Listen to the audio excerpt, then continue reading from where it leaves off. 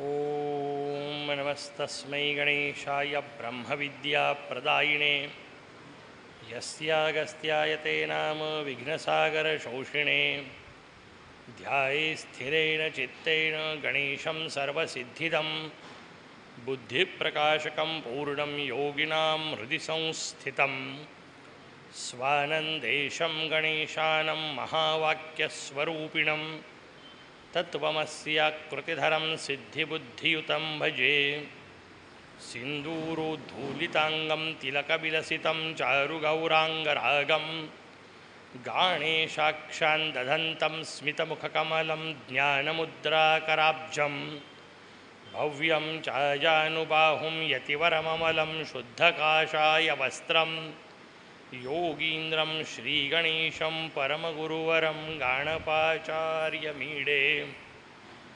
परब्रह्म परमात्मा भगवान श्री मयुरेश्वर, समस्त क्षेत्रवासी देवता आणि उपस्थित संत सज्जन हो, पाहता पाहता मुद्गल पुराणाच्या अष्टविनायक वर्णनातल्या शेवटच्या टप्प्यावर आपण येऊन पोहोचलो. अहंकारसुर हा 8व्या खंडातला राक्षस आहे. योगायोग मोठा सुंदर आहे. चतुर्थीच्या दिवशी अहंकारसुर विनाशाचं सूत्र आपल्यासमोर मुद्गलाच्या या प्रवचनमालेच्या माध्यमातून येतं आहे आणि अहंकार दूर करण्याचा मार्ग चतुर्थी आहे. चतुर्थीचं मूळ सूत्रच ते आहे. कारण सगळ्यात मोठी अडचण जर कुठं असेल तर ती या अहंकारात आहे. सगळ्यात पहिला विकार अहंकार आहे. त्याच्यापासून बाकीच्या सगळ्या गोष्टी निर्माण होतात आणि माणूस स्वतःला सतत ज्या अहंकाराने ग्रस्त असतो. बाकीचे सगळे एक वेळ शमन करणं सोपं आहे, पण ते बाकीचे सगळे शमन केल्याचाच अहंकार होऊ शकतो हा त्यातला सगळ्यात भयानक विषय असल्यामुळे सगळ्यात शेवटचा राक्षस त्याला वर्णन केलं. सगळ्यात भीषण अशा प्रकारच्या या राक्षसाचं वर्णन 8व्या खंडामध्ये भगवान धूम्रवर्ण त्याच्या विनाशासाठी कसे प्रगट होतात त्याचं चिंतन आपल्यासमोर मुद्गल पुराणाने मांडलं. प्रत्येक खंडात मी आपल्याला सांगतोय की त्या त्या खंडापुरता एक विशेष संवाद आहे. बाकीचा सगळा संवाद तर चालूच आहे. 3 संवाद आपल्याला सांगितले की ते संवाद सातत्यानेच आहेत. पहिला संवाद सूत शौनक संवाद आहे. शौनकाधिक सगळे ऋषी बसले आणि भगवान सूत त्यांना कथा सांगतायत. हा पहिला संवाद आहे. सगळ्याच खंडांमध्ये तो चालू आहे. दुसरा संवाद आपल्याला सगळ्यांना माहिती आहे. दक्षांचा आणि मुद्गलांचा संवाद सगळ्याच खंडांमध्ये सुरू आहे. दक्ष प्रजापती प्रश्न विचारतात. त्यांच्या आत्मविस्मृत अवस्थेला दूर करण्यासाठी भगवान मुद्गलाचार्य उपदेश करतात. हा सगळीकडचा संवाद आहे. आणि तिसरा संवाद सांगताना सुरुवातीचा एक संवाद सांगितला होता, शिवपार्वती संवाद. तो सगळीकडे सुरू आहे. त्या 3 संवादांच्या सोबत प्रत्येक खंडात एक विशेष संवाद आणि मग त्या संवादातून उलगडणारे आणखीन विविध संवाद, अशा प्रकारची एक रचना या मुद्गल पुराणाची. सामान्यतः सगळ्याच पुराणांची अशी रचना असते. त्या त्या स्वरूपामध्ये मुद्गल पुराणाने आपल्याला 8व्या खंडाचा विषय सांगितला. 8व्या खंडातला संवाद कोणाचा, तर त्याचं उत्तर आहे शेषांचा आणि भगवान शंकरांचा संवाद आहे. प्रत्येक खंडामध्ये त्या खंडाची जी महत्त्वपूर्ण मांडणी आहे, त्या मांडणीचं अधिष्ठान असलेली जी देवता, त्या देवतेचा संवाद आपल्याला तिथे पाहायला मिळतो. त्याला उलगडून दाखवणारा इथे भगवान शंकर हे शेवटच्या खंडात आहेत. का? कारण शेवटची देवता भगवान शंकर आहेत. शेवटची अवस्था देवता विकासातली भगवान शंकर आहेत. आपण देवता विकास पाहतोय की पहिल्यांदा शक्ती उपासना निर्माण होत असते. उपासक कुठलाही असो, कुठल्याही पंथात चालणारा असो, तो सुरुवातीला शक्ती उपासना करत असतो. त्यानंतर तो जसा जसा क्रम विकसित होतो तसं त्याच्या ठिकाणी ज्ञान प्रगट होतं आणि ज्ञान प्रगट होणं हाच सूर्य असल्यामुळे शक्तीचा उपासक हा पुढे जाऊन सूर्य उपासक होत असतो. तो सूर्य उपासक झाला की त्याला ज्ञान येतं आणि ज्ञानाने त्याच्या ठिकाणी व्यापकता येते. व्यापकता आली की स्वाभाविक तो विष्णू उपासक होत असतो आणि असा व्यापक झालेला सगळीकडचं जेव्हा पाहतो तेव्हा त्याला शेवटी एक सूत्र कळत असतं की हे सगळं इथून तिथून नश्वर आहे. शेवटी ज्ञानाचं सूत्र काय, ज्ञानाने कळण्याची गोष्ट काय, तर व्यवहारातलं जे ज्ञान आहे, व्यवहाराशी संबंधित पदार्थांचं जे ज्ञान आहे, त्या ज्ञानातून शेवटी हेच हाती लागतं की हे काही खरं नाही, हे काहीही टिकाऊ नाही. या सगळ्यात आनंद आहे. मी आपल्याला वारंवार सांगतोय, संसारात आनंद नाही असं म्हणायच्या भानगडीत पडू नका. विनाकारण नुसतं तोंड देखलं म्हणण्याकरता ते नाही आहे. संसारातही आनंद आहे, फक्त तो टिकाऊ नाही आहे, तो शाश्वत नाही आहे, चिरंतन नाही आहे. आणि आपल्याला चिरंतनाची कास आहे, कारण कुठलीच टिकाऊ नसलेली गोष्ट किती दिवस गोळा करणार, तिचा उपयोग नाही आहे. मग त्याच्यापेक्षा टिकाऊ गोष्ट आपल्याजवळ असली पाहिजे. आणि टिकाऊ गोष्ट कोणती, याचं सगळ्यात एकमेव ज्ञान, एक माझा मोरया, बाकी काही टिकाऊ नाही, उरलेलं सगळं परिवर्तनीय आहे. हे समजून घेण्याकरता मुद्गलाचं सगळं सूत्र आहे. इथे आपल्याला भगवान शेषांचा आणि शिवांचा संवाद आहे. हे संवाद सांगताना मी एक गोष्ट आपल्याला सूत्र सांगितलं होतं की प्रत्येक प्रश्न विचारणारा हा त्या त्या देवतेच्या अत्यंत जवळचा आहे. म्हणजे सूर्यांना प्रश्न विचारला होता वालखिल्यांनी, जगदंबेला प्रश्न विचारला होता तो स्वाभाविक तिच्या 3 शक्तींनी, भगवान विष्णूंना प्रश्न विचारला होता मागच्या खंडात विश्वक्सेन नावाचे त्यांचे अत्यंत जवळचे असणारे जे भक्त आहेत त्यांनी. इथे भगवान शंकरांना प्रश्न विचारतोय शेष, का गळ्यातच कायमचा आहे, जवळच कायमचं आहे. भगवंत शंकराच्या मस्तिष्काच्या सगळ्यात जवळ कोण, तर त्याचं उत्तर एक तर चंद्र नाही तर शेष. त्याच्यामुळे त्यांच्या डोक्यात काय चाललंय हे त्यातल्या त्यात जवळून कोणाला कळू शकतं, एक तर चंद्राला नाही तर शेषाला. म्हणून शेष प्रश्न विचारतोय. दुसरी महत्त्वाची गोष्ट आहे, शेषानी प्रश्न विचारण्याला वेगळा अर्थ आहे. तुम्ही म्हणाल चंद्राला का नाही दिला, चंद्र इथं डोक्यावरच असतो. त्याचं उत्तर नाही, चंद्र डोक्यावर जरी असला तरी चंद्राला मर्यादा आहेत. कारण चंद्र लहान होत जाणे, मोठा होत जाणे, चंद्र मध्ये मध्ये नष्ट होणे किंवा एक कोर स्वरूपात तिथं असणे, अंशात्मक असणे आहे. शेषाचं असणं आणखीन वेगळं मजेदार आहे, कारण शेषाला 1000 तोंड आहेत नाही का. आणि 1000 तोंड असतील मला माणसाला प्रश्न किती असतील. आपल्याला एक तोंड आहे तर आपले प्रश्न संपत नाहीत. त्याच्यात आपली एक जीभ आहे तर ती थांबत नाही. शेषाला तोंड 1000 आणि त्याच्या जिभा पुन्हा 2-2, त्याच्यामुळे 2000. पण तो शेष वर्णन करताना माझ्या मोरयाचा थकून जातो, इतकं हे तत्वज्ञान मोठं आहे. म्हणून आपल्याकडे 9 वर्णनामध्ये प्रत्येक खंडात ते वर्णन येतं की अरे ज्यांचं वर्णन ब्रह्मदेव करू शकत नाही त्यांना 4 तोंड न, ज्यांचं वर्णन स्कंद करू शकत नाही त्यांना 6 तोंड, सोडून द्या हे दोघं. भगवान शंकर करू शकत नाही पंचमुख, पण त्याच्याही पलीकडे सांगतो शेष करू शकत नाही 1000 मुख आणि 2000 जिभा. त्याला वर्णन करताना दम लागायची वेळ येते. आपण करून करून किती करणार, आपली ताकद किती, या अर्थाने ते वर्णन आपल्याला कायम स्वरूपात पाहायला मिळतं. इथलं स्वरूप आपल्याला भगवान शेष सांगतायत. आणि भगवान शेषांनी प्रश्न विचारला भगवान शंकरांना, आपल्याला ध्यान करायची गरज काय. तो प्रश्न सगळ्यांना सारखा आहे. सूर्याला प्रश्न तोच विचारला, शक्तीला प्रश्न तोच विचारला, विष्णूंनाही तोच, इथे शंकरांना तोच प्रश्न विचारला आणि प्रत्येक जागी तेच उत्तर आहे. वाक्याचा अर्थ काय, प्रश्न कोणालाही पडो उत्तर एकच आहे. प्रश्न तुम्हाला पडोत की मला पडोत, उत्तर त्याचं ठरलेलं आहे. आणि उत्तर काय आहे, उत्तर एकटा मोरया हेच उत्तर आहे.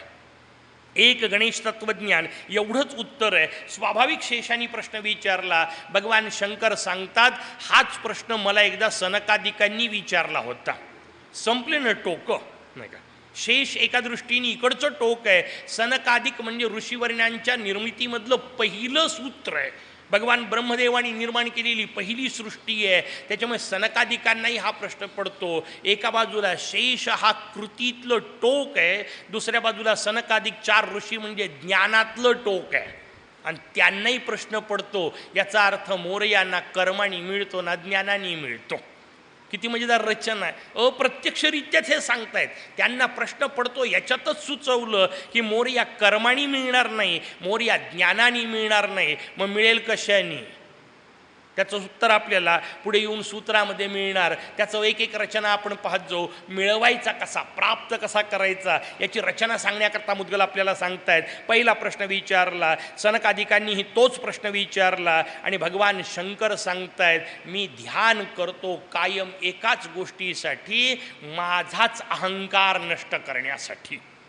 माझा अहंकार नष्ट व्हावा म्हणून मी ध्यान करत असतो. आणि मग आता तू एक काम कर, हा अहंकार काय आहे ते समजून घे, म्हणजे मग तो तुला नष्ट करता येईल. भगवान शंकर शेषांना समजावून सांगतायत अहंकारासुराचं चरित्र.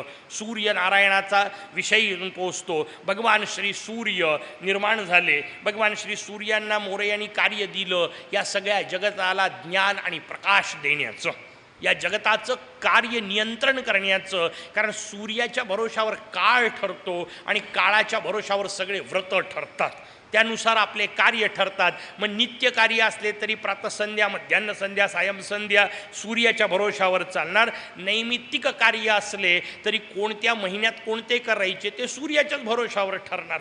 म्हणून प्रत्येक वेळा सूर्याच्या गतीनुसार काय ठरत असतो. म्हणून सूर्याच्या भरोशावर सगळे कार्य चालतात, उपासना चालते. कार्याच्या भरोशावर देवता जगतात. म्हणून देवतांना कार्यान्न म्हटलं. कारण जे यज्ञ केल्या जातं त्या यज्ञामध्ये जी आहुती दिल्या जाते ती आहुती देवतांचं अन्न असते. आणि म्हणून देवता त्या कर्माच्या अन्नाच्या भरोशावर जगत असल्यामुळे देवतांना सगळीकडे कर्मान्न अशी संज्ञा आहे. कारण कर्माच्या अन्नाच्या भरोशावर त्या जगतात, यज्ञरूपी कर्माच्या भरोशावर जगतात. हा सगळा विषय असल्यामुळे आणि यज्ञ चालतो सूर्याच्या भरोशावर, कारण काळ ठरवतो सूर्य. या हिशोबामध्ये या सगळ्या देवांचं जगणं माझ्या भरोशावर आहे.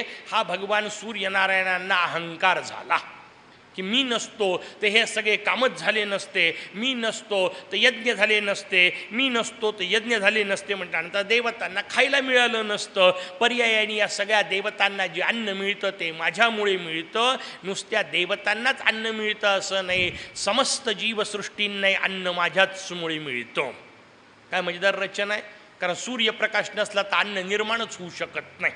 सूर्यप्रकाशाच्या भरोशावर अन्न तयार होतं. आणि पहिल्यांदा एक व्यवस्थित गोष्ट लक्षात ठेवा, सूर्यप्रकाशाच्या भरोशावर अन्न वनस्पती तयार करते. त्याला एक खूप सुंदर शब्द आपल्या शास्त्रांनी दिलेला आहे, सूर्यप्रकाशाचं संश्लेषण.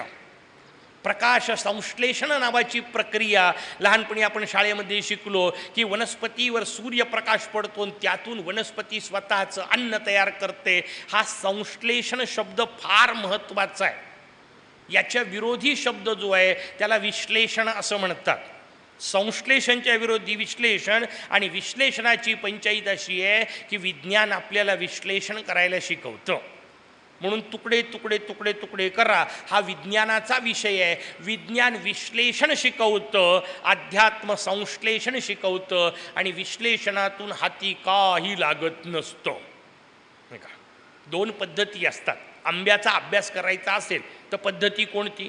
सुंदर आंबा समजा तुमच्यासमोर आणून ठेवला, दोन पद्धती आहेत. एक शास्त्र कोणतं? त्याचं उत्तर आहे विज्ञानाच्या पद्धतीने. त्या आंब्याचं वजन, त्या आंब्याची साल, त्याच्या आतमध्ये गर किती ग्रॅम बसतो, प्रत्येक आंबासारख्या वजनाचा असतो की नसतो, झाडाचं वय किती, किती दिवसांनी झाडाला फळं लागतात, किती दिवसांनी ते फळं तयार होतात. ही जी सगळी अभ्यासाची एक प्रक्रिया, याला वैज्ञानिक प्रक्रिया असं म्हणतात. आनंद काय मिळाला? मग त्याच्याहून ठरतं आंबा चांगला की वाईट. त्याच्यानुसार वैज्ञानिक सांगतील ही आंब्याची जात चांगली आहे. आंबा चांगला आहे की वाईट आहे सांगायची माझी आपली एक साधी पद्धत आहे, आपली सगळ्यांची म्हणू. आंबा उचलायचा, माचायचा, खायचा आणि चांगला होता डिक्लेअर करायचं. ते झाडाला किती दिवसांनी लागते करायचं काय आपल्याला? नाही का, ते झाडाचं नेमकं किती उंची वाढते आपल्याला काय देणं घेणं आहे, किती खत टाकावं लागतं आपल्याला काही संबंध नाही. चवीला चांगला लागतो, काम संपलं. ही झाली संश्लेषणाची प्रक्रिया. आणि आधीची सगळी सांगितली ती विश्लेषणाची. विश्लेषणात आनंद मिळत नाही. पहिल्यांदा लक्षात ठेवा, विश्लेषण शब्दाचा अर्थच आहे वेगवेगळं होणे. त्याला आपल्या सोप्या शब्दामध्ये अयोग असं म्हटलं, तुकडे तुकडे होणे, योग नसणे या अर्थाने अयोग शब्द. मुळात अयोग शब्द वेदांत किंवा मुद्गलांनी वापरला, तो आणखीन पुढच्या अर्थाने वापरलेला आहे. पण इथं आपण वियोग म्हणू, चांगला शब्द आणखीन वापरू. वियोग होत असतो. आणि मग ह्या चार गोष्टींचा वियोग झाला की जे निर्माण होतं त्याला विश्व असं म्हणतात. मग त्यातलं एक तत्व निर्माण होतं असद ब्रह्म, एक तत्व निर्माण होतं सद्ब्रह्म, एक समब्रह्म, एक नेति ब्रह्म किंवा अव्यक्त ब्रह्म. 4 प्रकारचे 4 रचना निर्माण होतात. हे 4 एकमेकांपासून वेगळे झाले की जगाची रचना निर्माण होते. हे 4 जेव्हा एकत्र येतात तेव्हा त्यांचा संयोग होतो. त्या संयोगाला मुद्गल आणि स्वानंद असं म्हटलं. हे 4 एकत्र येतात तेव्हाच स्वानंद प्रगट होत असतो. त्या स्वानंदाची रचना सांगितली, सगळ्या साधू संतांनी सांगितली, सगळ्या श्रेष्ठ अशा प्रकारच्या विभूतींनी सांगितली. माऊलींची एक अद्भुत ओवी आहे मुद्गल पुराण आपल्याला समजून घेण्याकरता, किंवा हे सगळं एकमेकाशी इतकं जुळलेलं आहे की हे एकमेका सहज समजून घेतल्याशिवाय ते आपल्याला कळणार नाही. माऊलींनी एक अद्भुत ओवी वापरली, तेथ प्रयाग होते सामरस्याचे, वरी ओसाण तरत सात्विकाचे, तेथ संवाद चतुष्पथीचे गणेश झाले. ओवी समजता समजली नाही, चूक नाही आहे कोणाची, कारण गाणपत्य संप्रदायाचा अभ्यास नसल्यामुळे त्या पद्धतीचे अर्थ येत नाहीत. आणि मग लोक आपले अर्थ काढून मोकळं होतात. नाही म्हणे त्या काळात की नाही चौकावर गणपती मांडत होते, त्याला संवाद चतुष्पथक, आणि त्यांना तेवढाच अर्थ कळला. 4 मार्ग जिथे एकत्र येतात, आणि चतुष्पथ म्हणजे 4 मार्ग, आणि 4 मार्ग एकत्र आले की त्याला काय म्हणतात, आपण आपलं चौक म्हणतो. चौकात गणपतीची मूर्ती मांडायची, म्हणजे कुठेही जाताना गणपतीचं दर्शन घ्यायचे, त्याला संवाद चतुष्पथी म्हटलं. इथपर्यंत अर्थ लावणेवालींनी लावले, कारण काहीतरी अर्थ लावल्याशिवाय करमत नाही. आणि मग जसे अर्थ वाटतील तसे लावल्या जातात. अर्थ नेमका कसा, अर्थ कळायचा असेल तर मुद्गलाला शरण यावं लागेल. मुद्गलाने अद्भुत रचना सांगितली. काय माऊलींचे शब्द आहे हो. तेथ प्रयाग होते सामरस्याचे, तिथं प्रयाग निर्माण होतं. कशाला प्रयाग म्हणतात, प्रयाग तीर्थावर तिघींचा संगम आहे, 3 नद्यांचा संगम आहे. पहिली यमुना, दुसरी गंगा, तिसरी सरस्वती. यमुना काळी आहे, तिचं पाणीच काळ आहे. यमुना काळी आहे, स्वाभाविक तिचा संबंध वापरला तमोगुणाशी, कारण काळा रंग तमोगुणाचा असतो. गंगा रजोगुणाची आहे. धक्का बसेल आपल्याला वाक्य, कारण आपल्या डोक्यात गंगा म्हणलं की सत्वगुण पक्का बसलेला आहे. नाही, गंगा शब्दातच गमन हा अर्थ आहे. गंगा शब्दामध्ये गम नावाचा धातू आहे, आणि गम धातूचा अर्थ जी जाते ती गमन करते, म्हणून तर तिला गंगा म्हणतात. गमनशालिनी, गंगेचं स्वरूप. आणि गमन करणे याचा अर्थ गती असणे, आणि गती असणे हा रजोगुणाचा विषय आहे. त्याच्यामुळे गंगा रजोगुणाचा संबंध आहे. ती म्हणाल मग सत्वगुणाची कोणती, त्याचं उत्तर आहे सरस्वती. ती सत्वगुणाची, कारण तिच्यामध्ये स रसवती, काय सुंदर शब्द आहे तो. रसपूर्ण असलेली, ती गुप्त असते. का, बहुतेकांची गुप्तच असते.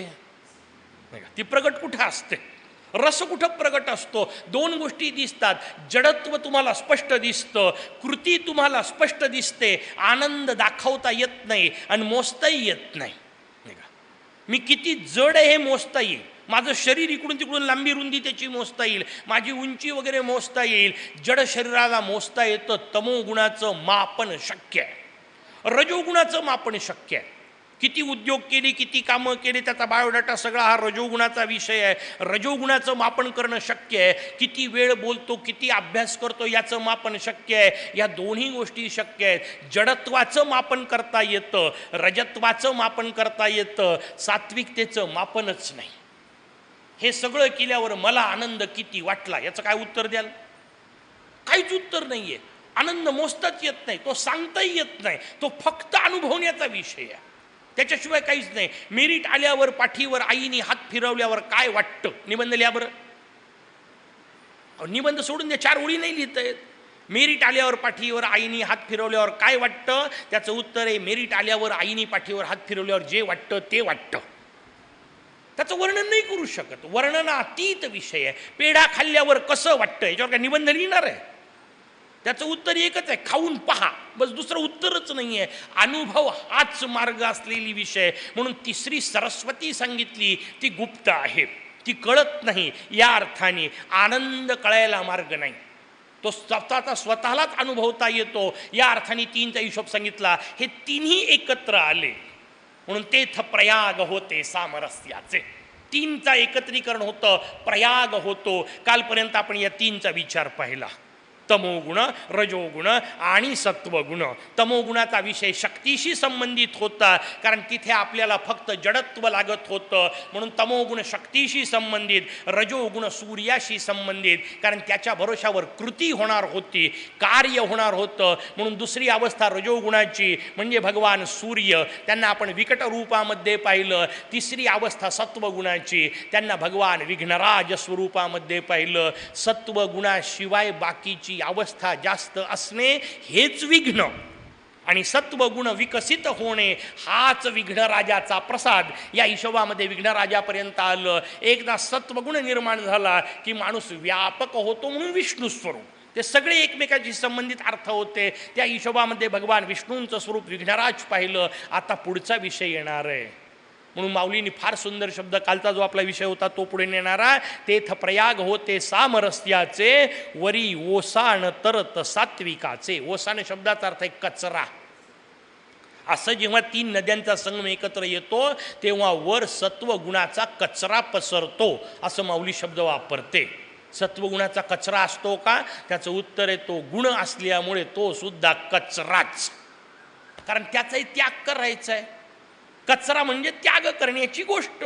माऊली म्हणते सत्वगुणही सोडावंच लागणार आहे, कारण सत्वगुण आकांक्षा आई पंचायतीचाच भाग आहे, तोही अडचणीचाच भाग आहे. सत्वगुणाचा लेप हा सुद्धा लेपच आहे. सत्वगुणाचं बंधन हे सुद्धा बंधनच आहे, आणि त्या बंधनाची नेमकी अडचण आहे ते बंधन आहे असंच वाटत नाही, त्याची आणखीन अडचण आहे, कळतच नाही. आपण सात्विक आहोत याचाच अहंकार निर्माण होतो. तो जो खेळ आता आपल्याला समजून घ्यायचा आहे. आधीचं पटकन समजतं, तमोगुण सोडा कळतं, रजोगुण सोडा कळतं, सत्वगुण सोडा म्हटलं की पंचायत निर्माण होते. दोन अर्थांनी पंचायत निर्माण होते. एक तर सत्वगुणाचा आनंद मिळत राहतो, तो सोडायची अडचण आहे, आणि दुसरी गोष्ट हे तीनही सोडली की मग उरणार काय याची भीती वाटते. आणि शून्यत्वाची जी भीती आहे ती तुमच्या माझ्या मुळाशी आहे. आपला जन्मच त्याच्यातून झाला असल्यामुळे हे सगळं सोडा म्हटलं की आपल्याला भीती वाटते. कोणीतरी जवळ नसला की आपण बेचैन होतो. वास्तविक उलटी अवस्था अशी असायला पाहिजे की कोणी जवळ नसलो की मी जास्त शांत असायला पाहिजे. का? कारण मुळात जन्माला भगवंतानी मला एकट्याला पाठवलं की नाही? हो. माझ्यासोबत कोणी पाठवलं का? नाही. बरं, माझ्यासोबत कोणाला नेणार आहे का? तेही नाही. म्हणजे येताना मी एकटा आलो, जाताना मी एकटा आहे, याचा अर्थ मधल्या काळात खरं तर मी एकटाच आहे. मग उरलेले काय ते आपल्याला गदिमांनी मस्त सांगितलं. दोन ओंडक्यांची होते सागरात भेट, नाही का? इकडून तिकडून दोन ओंडके एकत्र येतात, थोडा वेळ एकत्र वाहतात. आपल्याला वाटतं संसार चालू आहे, पुढची लाट येते, सगळ्याला दूर करते. हे दोन ओंडके दूर होणारच असतात हे कळणे यालाच आनंदाचा आधार म्हटलेला आहे. तो आधार आपल्याला समजून घ्यायचा आहे. आणि मग माऊलींनी सांगितलं वर ओसाण तरत सात्विकाचे. या सत्वगुणाचा सुद्धा कचरा म्हणूनच विचार केला. हाही फेकून द्यायचा आहे. आणि कचरा एवढ्या करता म्हटलं की कचरा फेकल्यावर पुन्हा पाहायला जात नाही ना काय फेकलं ते, नाही का? एकदा फेकला कचरा की पुन्हा शोधायला जातं का काय काय फेकलं? नाही.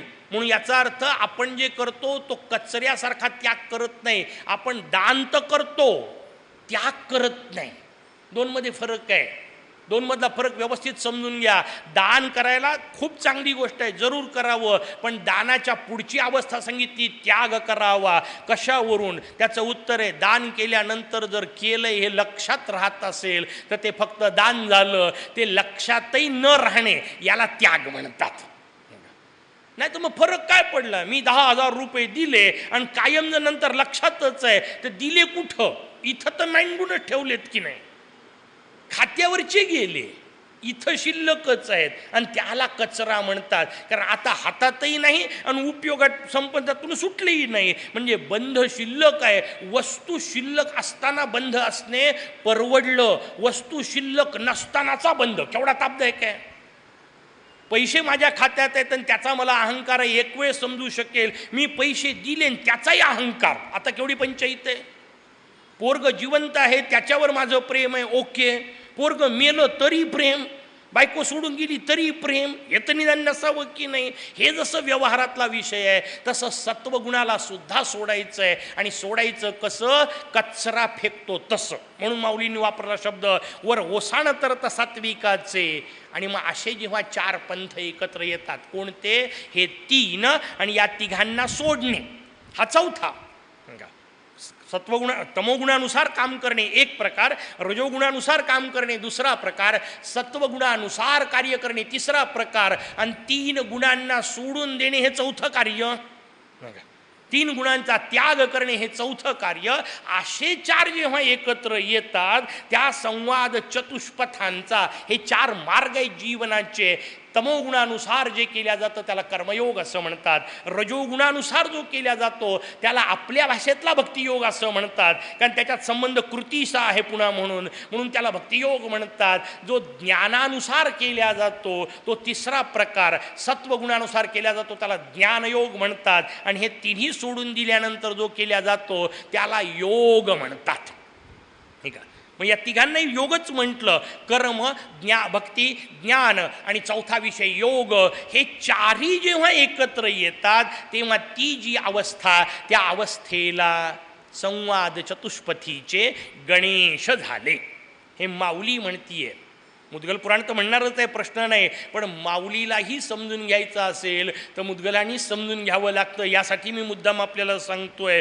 तुकोबाई समजून घ्यायचे असतील तर जगद्गुरूंनाही नेमकं समजून घ्यायला मुद्गलच लागेल, कारण याच्याशिवाय दुसरीकडे ज्ञान नाही.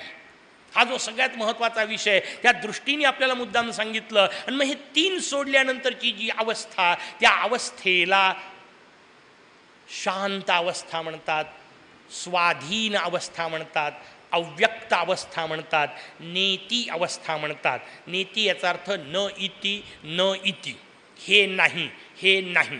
काय नाही? हे नाही. हे नाही म्हणजे त्याचं उत्तर आहे, पहिले असत ब्रह्म पाहिलं, मग सद्ब्रह्म पाहिलं, मग समब्रह्म पाहिलं. हे नाही. का नाही? कारण परम आनंदासाठी हे उपयोगी नाही. याला म्हणतात नेती.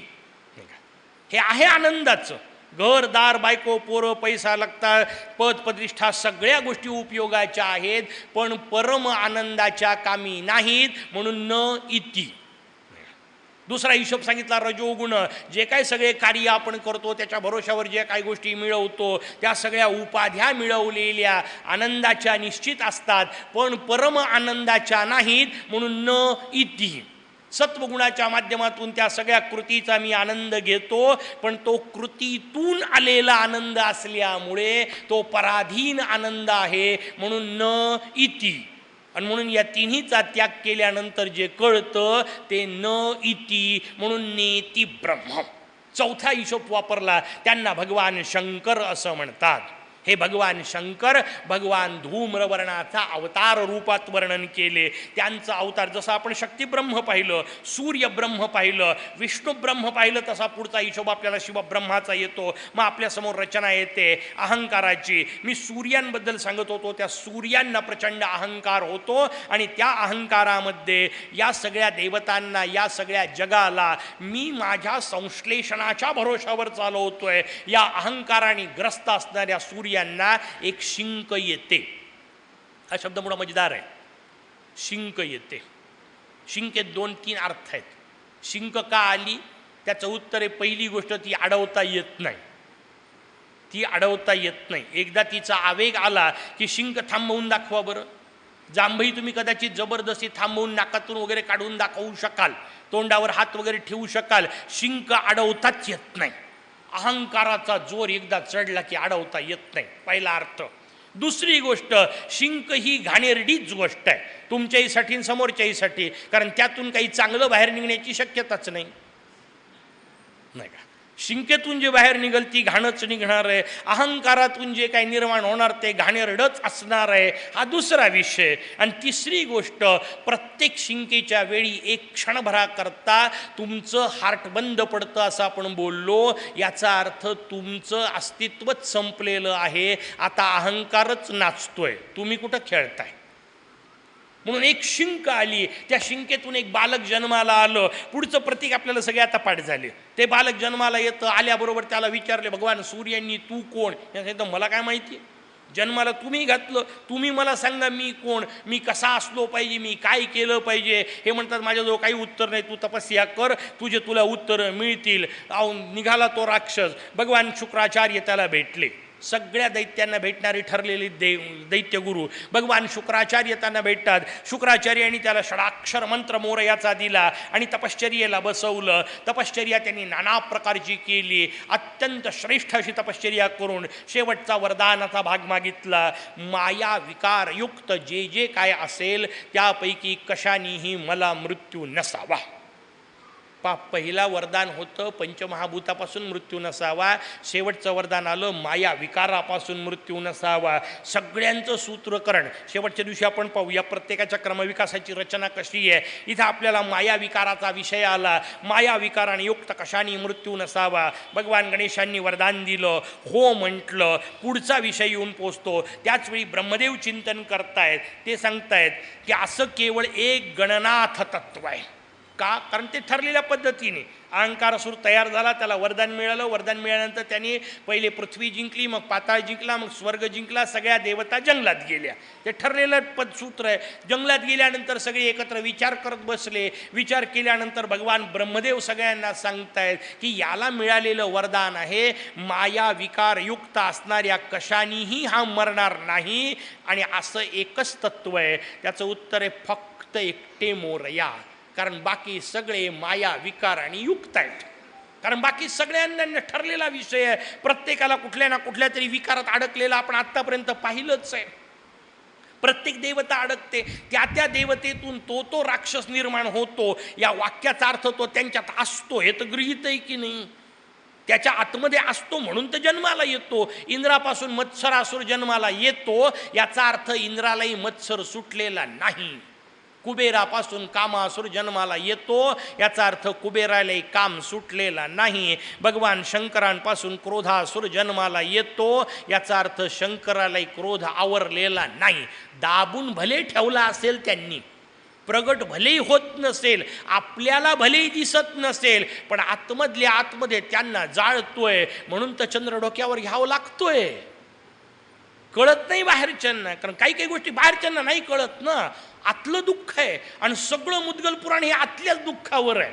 बाहेरच्यांच्या दुःखाचा विचार नाही. उरलेले पुराण आहेत ना 17. बाहेरचे दुःख ज्यांना ज्यांना होत असतील त्यांनी त्या पुराणांचे पारायण करावेत आणि बाहेरचे दुःख दूर करावेत. ज्यांना आतलं दुःख छळतंय ना त्यांना मार्ग एकच, मुद्गल पुराण. कारण हे आतल्या दुःखाचा खेळ आहे. भगवान शंकर सुद्धा आतून क्रोधाने फणफणतच आहेत. म्हणून तर त्यांच्यातून क्रोध निर्माण होतो. आपल्याला भलेही दिसत नसेल, आपल्याला ते शांत बसलेली दिसत असतील, पण कोणी माणूस शांत बसलाय म्हणून तो शांत आहे असं समजायच्या बिलकुल भानगडीत पडू नका. कारण शांत बसलेला जास्त अशांत असू शकतो. आणि बहुतेकांची शांतता ही वादळापूर्वीचीच असते. आणि ही शांतता कुठे असते त्याचं उत्तर आहे देवासमोर. जेव्हा जेव्हा आपण देवघरात असतो तेव्हा आपण एकदम शांत बसलेलो असतो, पण ही शांतता वादळापूर्वीची असते. आणि म्हणून पूजा सोडून उठला की शिव्या देतो. का? तर ती वादळापूर्वीची शांतता आहे. उठलं की सुरू होतं. दाबून ठेवलाय, नियंत्रित केलाय फार फार तर जिंकलेला नाही. आणि का जिंकता येत नाही त्याचं उत्तर आहे जिंकून दाबता येत नाही. पाणी तुम्ही दाबून ठेवलं तर ते पर्वत फोडून निघू शकतं. बाकीच्या अडथळे काय घेऊन बसले? त्या पाण्याच्या मार्गात पर्वत आला. वास्तविक पाणी किती नाजूक गोष्ट, अत्यंत नाजूक गोष्ट. पण पाण्याला जर तुम्ही दाबायला गेलात तर त्याच्या भरोशावर, त्या ताकदीच्या भरोशावर ते पर्वत फोडून मोकळं होऊ शकतं. पाण्याला दाबून उपयोग नाही, तसं जीवनालाही दाबून उपयोग नाही. मग पाण्याला काय करता येतं त्याचं उत्तर आहे पाण्याला नियंत्रित करता येतं. दाबायचं नाही आहे, त्याला वापरायचं आहे. त्याच पाण्याचा वापर करायचा. आणि किती मस्त गोष्ट आहे, लक्षात ठेवा, पाण्याचाच वापर करून पाण्याच्या पलीकडे जाता येतं.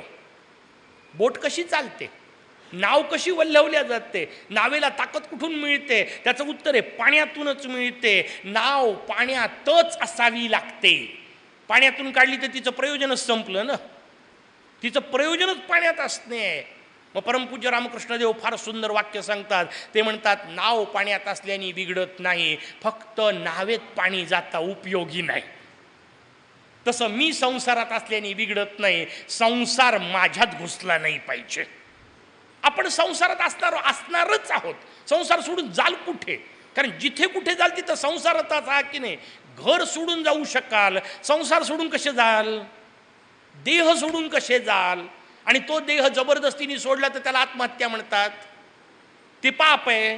त्याच्यामुळे तोही शक्यता नाही आहे. मी समजा उद्या ठरवलं की नाही मला हा देह फार त्रासदायक आहे आणि या देहामुळे मला सगळे दुःख आहेत, मारी सगळ्या पुराणांनी ऐकलं ठरवलं देह संपवायचा, संपतो का?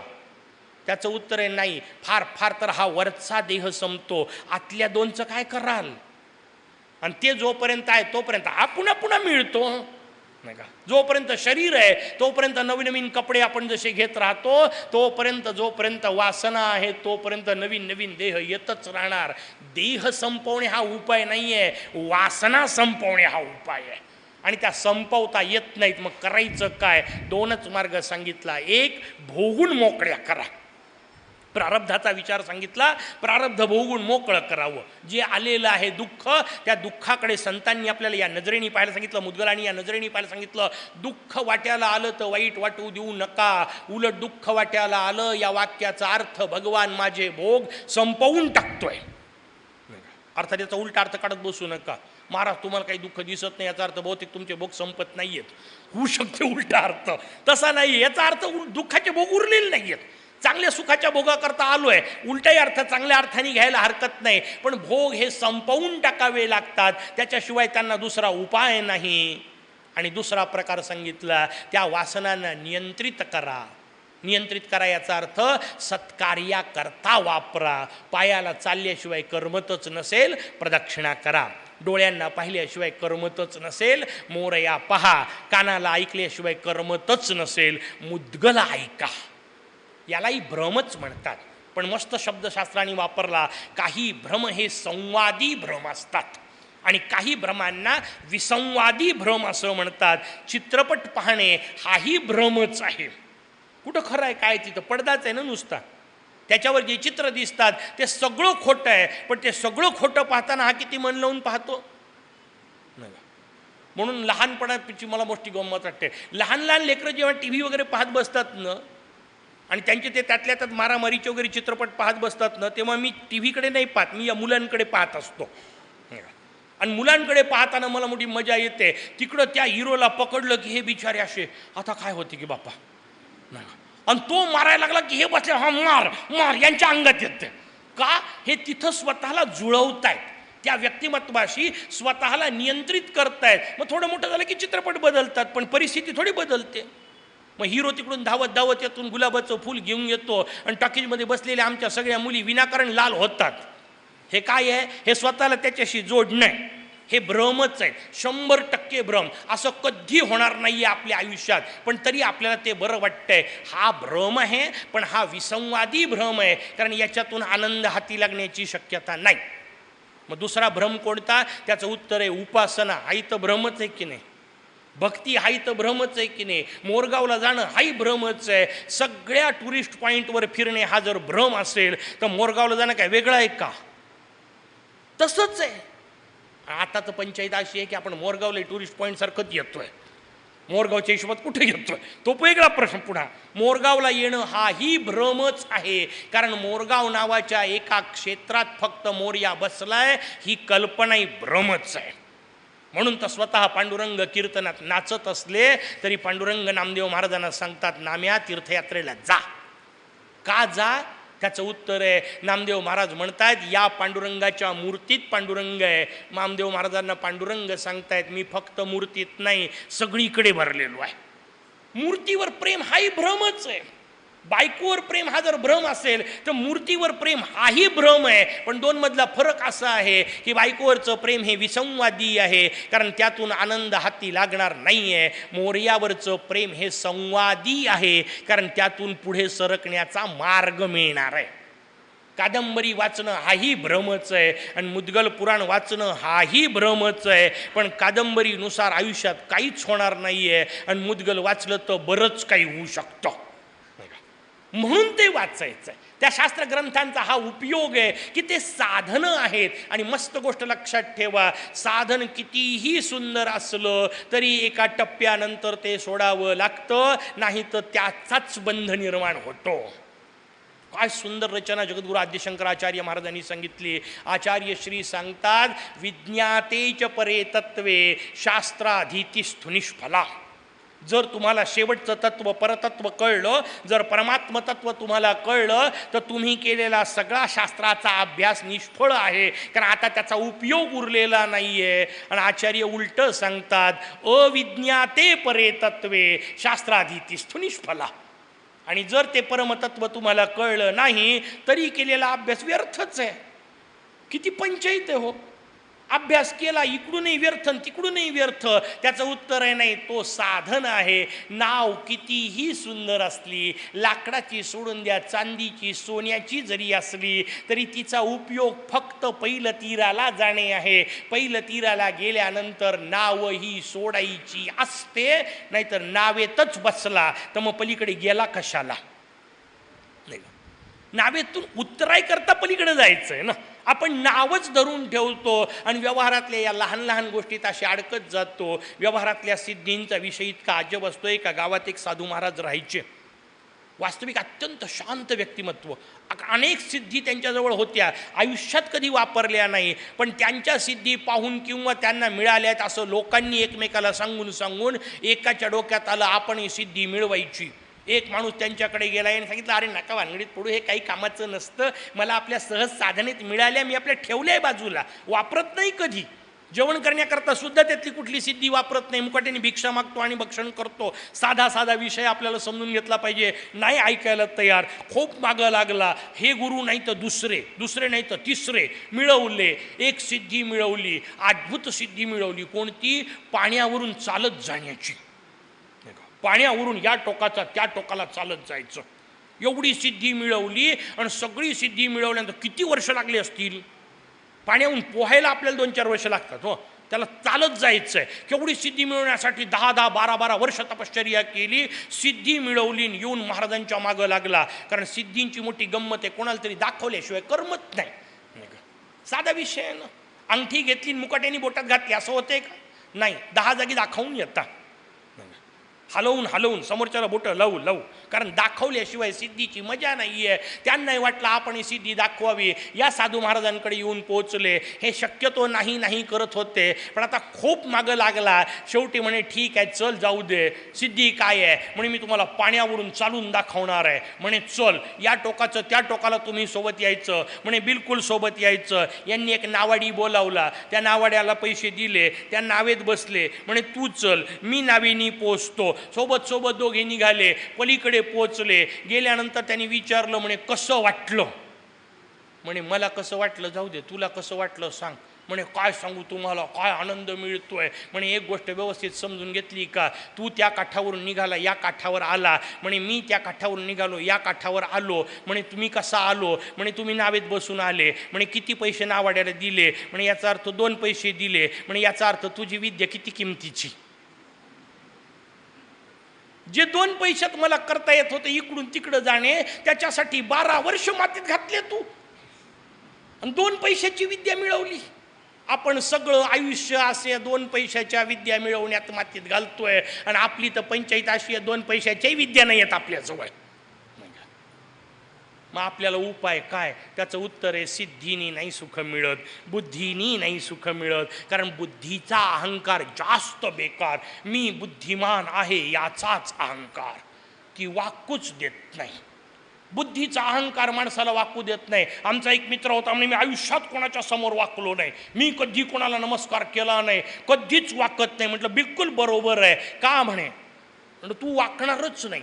का? म्हणे म्हटलं साधी गोष्ट आहे, झुकना तो जिंदगी का नियम है, मुर्दों की पहचान आखडन होती है.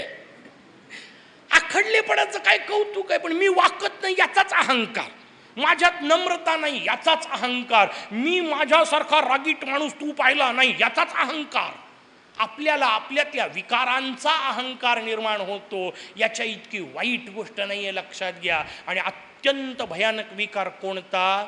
पार खाली खाली खाली खाली यायचं, मत्सराची अवस्था. आणि त्याच्या पलीकडची अवस्था कोणती? दुसऱ्या कोणाचं चांगलं न पाहणे याच्यापेक्षा मोठा विकार नाही. सगळ्यात अधोगती. दुसरा कोणीतरी चांगलं करतंय, आपल्या तोंडातून वाई निघत नाही. किती अडचण आहे हो.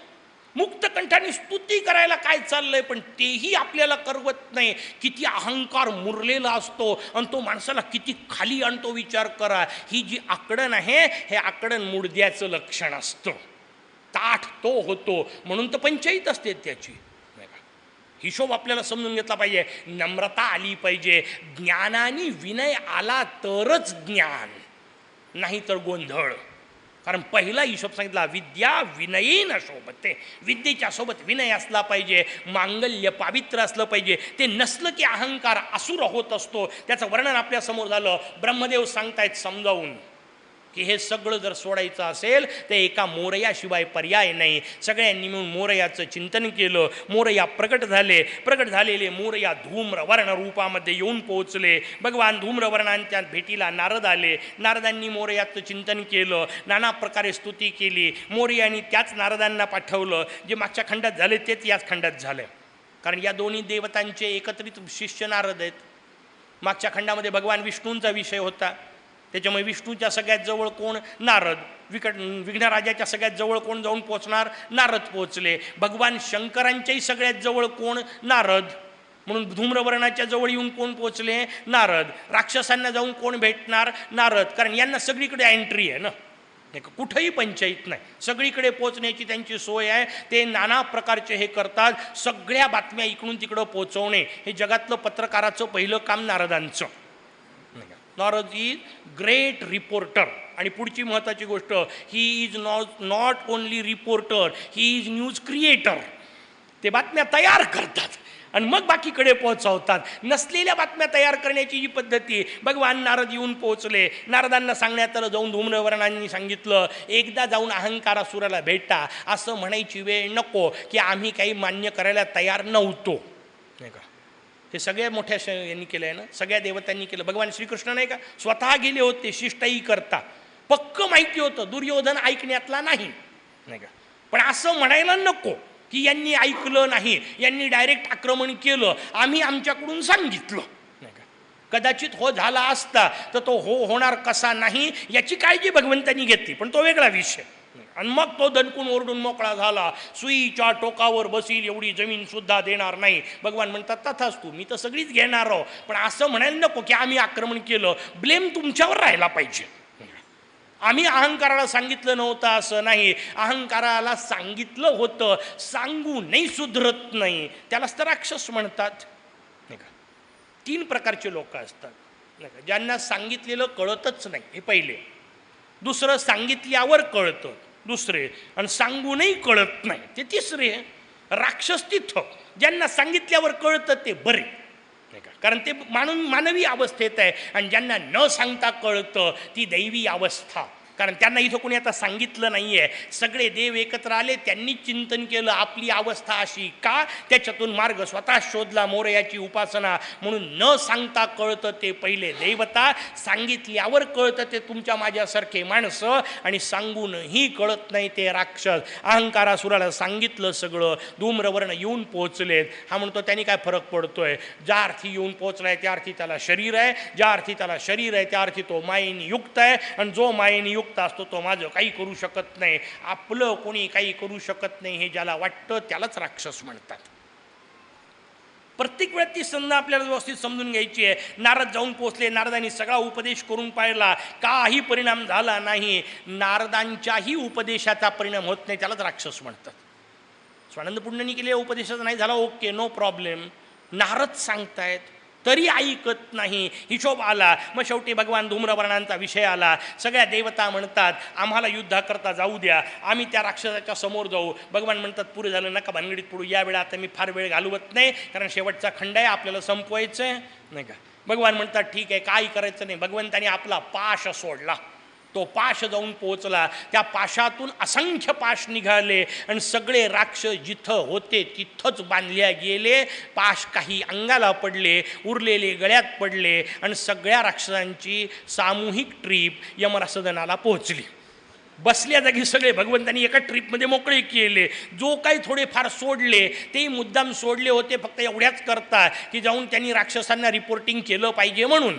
ते कसे बसे जाऊन पोचले. त्यांनी सगळा प्रकार याला सांगितला अहंकारासुराला, पण अहंकार ऐकत नाही. अहंकाराने आपल्या पोरांकडे पाहिलं. 2 पोरं उठले, एकाचं नाव गर्व, दुसऱ्याचं नाव श्रेष्ठ.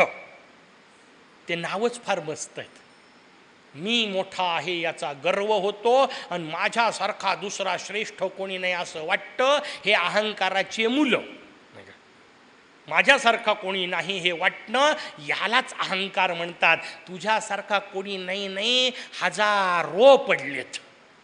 कुठावा पण काय योग्यता, काय पात्रता, कोणती क्षमता, कुठल्याही बाबतीत आपल्यापेक्षा श्रेष्ठ लक्षावधी आहेत, अब्जावधी आहेत. नाही का?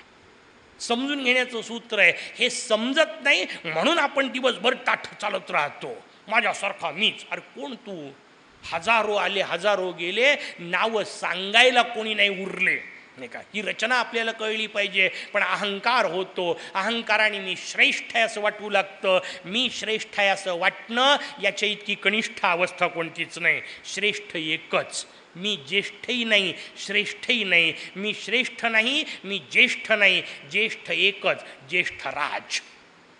बाकीचा काही ज्येष्ठ नाही. भगवान विष्णू शंकर म्हणत नाही मी मोठा आहे. आपण म्हणत असू तर आपल्या अज्ञानाला पारावार नाही ना.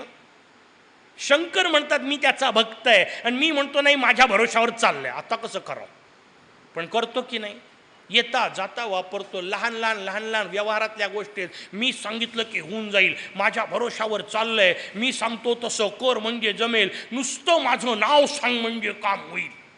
किती अहंकार, काय योग्यता, काय ताकद तुझी. बरं नाव सांगणेवाला इथून तिथं जाईपर्यंत तू इथं राहशील याची गॅरंटी नाही आणि तरी त्याचा अहंकार बोलतो. किती अजब गोष्ट आहे. माणसाला हे समजलं पाहिजे आणि हे समजण्याचं एकच माध्यम, त्याला मुद्गल पुराण म्हणतात. हे समजून घेण्याकरता आपल्याला रचना सांगितली. नारदांनी सांगितल्यानंतर भगवंतांनी पाश सोडले. वापस आल्यानंतर सगळ्या पाशांनी राक्षस पकडले. गर्व आणि श्रेष्ठालाही मारलं. त्यांनी सगळे हत्यारं भगवंतावर चालवले होते. सगळे हत्यारं पाशांनी गिळंकृत करून टाकले. सामान्य पाश नाही आहे. ते पाशाची ही रचना पाहिली आणि शेवटी अहंकारासूर शुक्राचार्यांकडे जाऊन पोहोचला. अहो म्हणे ते काय हत्यार आहे तेच कळेल ना. समजूनच नाही राहिलं. आमचे सगळे हत्यारं फोल पडतायत, माझे सगळे वरदानं फोल पडतायत. शुक्राचार्य सांगतात तुझे वरदानं फोलच पडणार आहे, कारण वरदानं दिल्याच्या भरोशावर तू मोठा आहे. जो वरदानं देणारा आहे त्याच्यावर वरदान कसं चालेल? शक्ती देणाऱ्यावर शक्ती कशी चालेल? दूध तुम्ही बाकीच्यांना पाजू शकता. गाईला दूध पाजून दाखवा बरं. गाईला दूध पाजता येत नाही कारण गाईला गरजच नसते. ती देते बाकीच्यांना. ती कशाला दूध पिणार आहे? हिशोब समजून घ्या. मजेदार रचना. भगवंताच्या समोर वरदानं काय चालणार? त्याच्या ताकदीवर तुझे वरदानं आहेत. मी तुला वारंवार सांगतोय पण तुला कळत नाही. शुक्राचार्य समजून सांगतात तरी तो सहजासहजी ऐकायला तयार नाही. नाना प्रकारचे वर त्याला सांगितलं आणि मग शुक्राचार्याने फार सुंदर शब्द सांगितले. म्हणे श्री आणि ओंकार नावाचे 2 तत्व समजून घे. या 2 तत्वांनी भगवंताची उपासना केली. मुद्गलांनी दिलेला अद्भुत रचना आहे. श्री सुद्धा भगवंताची उपासना करते. ओंकार नावाचं तत्व भगवंताची उपासना करतं. मोरयाची उपासना. आणि मग शुक्राचार्य सांगतात अरे ती जी श्रीनं, कुठल्याही गोष्टीची सुरुवात करताना आपण श्रीनी सुरुवात करतो. काही लिहायचं असेल तर श्री लिहावी, कारण श्री शब्दाचा अर्थच सत्ता, श्री शब्दाचा अर्थच सिद्धी. काम सिद्ध व्हायचं असेल तर श्रीनी सुरुवात करावी असं सांगितलं. श्री इलाच सिद्धी असं म्हणतात. ओंकाराचा संबंध ज्ञानाशी आहे म्हणून तिलाच बुद्धी असं म्हणतात. श्री ही सिद्धी, ओंकार ही बुद्धी. आणि श्री आणि ओंकाराने ज्याचं वर्णन केल्या जातं तो ओंकाराच्या नंतर लिहिल्या जो जातो त्याला मोरया म्हणतात. कसा ओळखायचा पुढे आपल्याला वर्णन येणार आहे. भगवान आपल्यासमोर जैविक सूत्र सांगतील की कसं ते पुढचं अक्षर तयार होतं. ओंकाराच्या पलीकडे काय लिहायचं असतं तो एकाक्षर मंत्र आपल्यासमोर येणार आहे. त्यावेळी त्याची आणखीन महत्त्वाची गोष्ट सांगू. पुढचा हिशोब आपल्याला सांगितला. श्री आणि ओंकाराने तपश्चर्या केली. यांनी मागितलेलं वरदान फार सुंदर आहे. श्री आणि ओंकार भगवंताची तपश्चर्या करतात, मोरया प्रकट होतात. स्वानंदनाथ प्रकट झाल्यानंतर या दोघांनी वरदान मागितलं, जी शांती, जो आनंद ओंकारा तुझ्या योगाशिवाय मिळू शकत नाही, जो आनंद योगशास्त्राशिवाय शक्य नाही, किंवा जो अहंकार योगाशिवाय नष्ट होत नाही, मोरया तुझ्या नावाने तो नष्ट होण्याचं वरदान दे. वाक्याचा अर्थ किती सुंदर आहे. ज्यांना योग जमत नाही, ज्यांना योगाचे सगळे मार्ग शक्य नाही, त्यांच्यासाठी सिद्धीनी बुद्धीनी सोय करून ठेवली, श्री आणि ओंकाराने सोय करून ठेवली की नाही योग मार्ग जमत नाही, यमनियम आसन प्राणायाम करणं होत, एक काम करा, गजानन गजानन गजानन करा, मिळणार तेच आहे. आणखीन काय सोय करायची? मुद्गल सांगतं आपल्याला, श्री ओंकार मिळून सांगतं एका भगवन नामामध्ये तेच सगळं मिळणार आहे, ते त्या भगवंताच्या उपासनेतून मिळतं. ही आपल्याला सुंदर रचना सांगितली. स्वाभाविक जाऊन पोहोचला अहंकारासूर, शरण आला. शरण आल्यानंतर भगवंतांनी सांगितलं काय पाहिजे ते माग. बाकीचे राक्षस म्हणत होते मला तुझ्या चरणाशी स्थान दे, यांनी ते म्हटलं तेवढ्याबद्दल प्रश्न नाही. ठरलेलं पहिलं वरदान मागितलं आहे, तुझ्या चरणाशी स्थान दे, मी काय करू ते सांग आणि काय करू नको ते सांग. आणि सगळ्यांना वरदानं भगवंतांनी ठरलेले दिले होते. जे जे माझे भक्त आहेत त्यांना हात लावू नको, जे माझे भक्त नाहीत त्यांना सोडू नको. 7 खंडात सारखं आलं होतं. 8व्या खंडात पुढची अवस्था आहे. अहंकारासुर म्हणतो तुझ्या पायाशी तर स्थान देच, पण दुसरी गोष्ट दे, कायम मला गाणपत्यांचा संग दे. कारण त्याच्यात अहंकार येत नाही, जो गाणपत्यांच्या संगात असतो. वाक्याचा पुढचा अर्थ समजून घ्या. ज्याच्या संगतीने अहंकार कमी होतो, गाणपत्य त्याला म्हणतात. तसा असेल तर गाणपत्य, नाही तर ज्याच्या संगतीने आपला वाढतो मोरया, त्याचं काय वर्णन करणार. अहंकार वाढण्याकरता नाही, अहंकार लीन करायचा असेल, सोपा करायचा असेल, ढिला एकदम नाही नष्ट होणार आहे. सोपी नाही आहे ती गोष्ट. अहो साधी साखळी तोडणं पटकन होत नाही. आता अहंकाराचा बंध आहे, कित्येक वर्ष लागेल. मग त्यातल्या त्यात उपाय काय? निदान सोबतचे लोक तर असे दे की जे बंध ढिले करतील, निदान तोडू लागतील, एक एक धागा तर कमी करतील. गाणपत्य तसे असतात. म्हणून तू मला सतत गाणपत्यांचा संग दे आणि मला गाणपत्यांचा प्रिय कर, जगाचा नाही. जगाने मला चांगलं म्हणावं ही अपेक्षा ठेवू नका, कारण या जगात कोणीच कोणाला चांगलं म्हणत नाही. लोकांनी रामाला कृष्णाला नाही चांगलं म्हटलं, तुमचं आमचं काय घेऊन बसले. त्यांना नावं ठेवणारे हजारो पोहोचलेत, आपल्याला नावं ठेवणारे हजार आहेत. उलट ते असावेत. आमचे जगद्गुरु तुकोबा सांगतात बरे असतात शेजारी, नाही का. तुकोबांनी सांगून ठेवलं निंदकाचे घर असावे शेजारी, आणि शेजारी निंदकच असतात, नाही का. नेहमीची पद्धत आहे, कारण त्यांना चांगलं पाहवतच नाही. ते वेगळा विषय, व्यवहारातला विषय. पण निंदक असावेत, कारण त्या निंदकांच्या माध्यमातून आपण कमी आहोत हे आपल्याला कळतं, आपल्याला सुधरवता येतं. रिॲक्शन ती असली पाहिजे. त्यांनी मला त्रास दिला म्हणून मी त्याला दुप्पट त्रास देईल, याला जशाला तसं म्हणत नाहीत. आपल्याकडे शास्त्रांनी सांगितलं ना, जशाला तसं वागावं. इंग्लिशमध्ये म्हण आहे टिट फॉर टॅट. म्हणजे काय, तुम्ही माझ्यावर तलवार घेऊन आले तर मी तुमच्यावर तलवार घेऊन जायचं, याला जशाला तसं म्हणतात का? व्यवहारात म्हणत असतील, व्यवहारातला विषय ठीक आहे, व्यावहारिक पातळीवर योग्य आहे. तुमचा हिशोब आध्यात्मिक पातळीत समजून घेताना असला पाहिजे. जशाला तसं याचा अर्थ तुम्ही जर माझ्यावर तलवार घेऊन येत असाल तर तुमची तलवार जेवढी मजबूत त्याच्यापेक्षा माझी ढाल मजबूत, याला म्हणतात जशाला तसं. तुम्ही जेवढी निंदा कराल तेवढी मी उपासना वाढवली पाहिजे, त्याला जशाला तसं म्हणतात. नाही तर तो माझी निंदा करतो, उद्यापासून मी त्याची करतो. अरे तुम्ही त्याच्या पातळीवर गेले ना, उठले कुठं?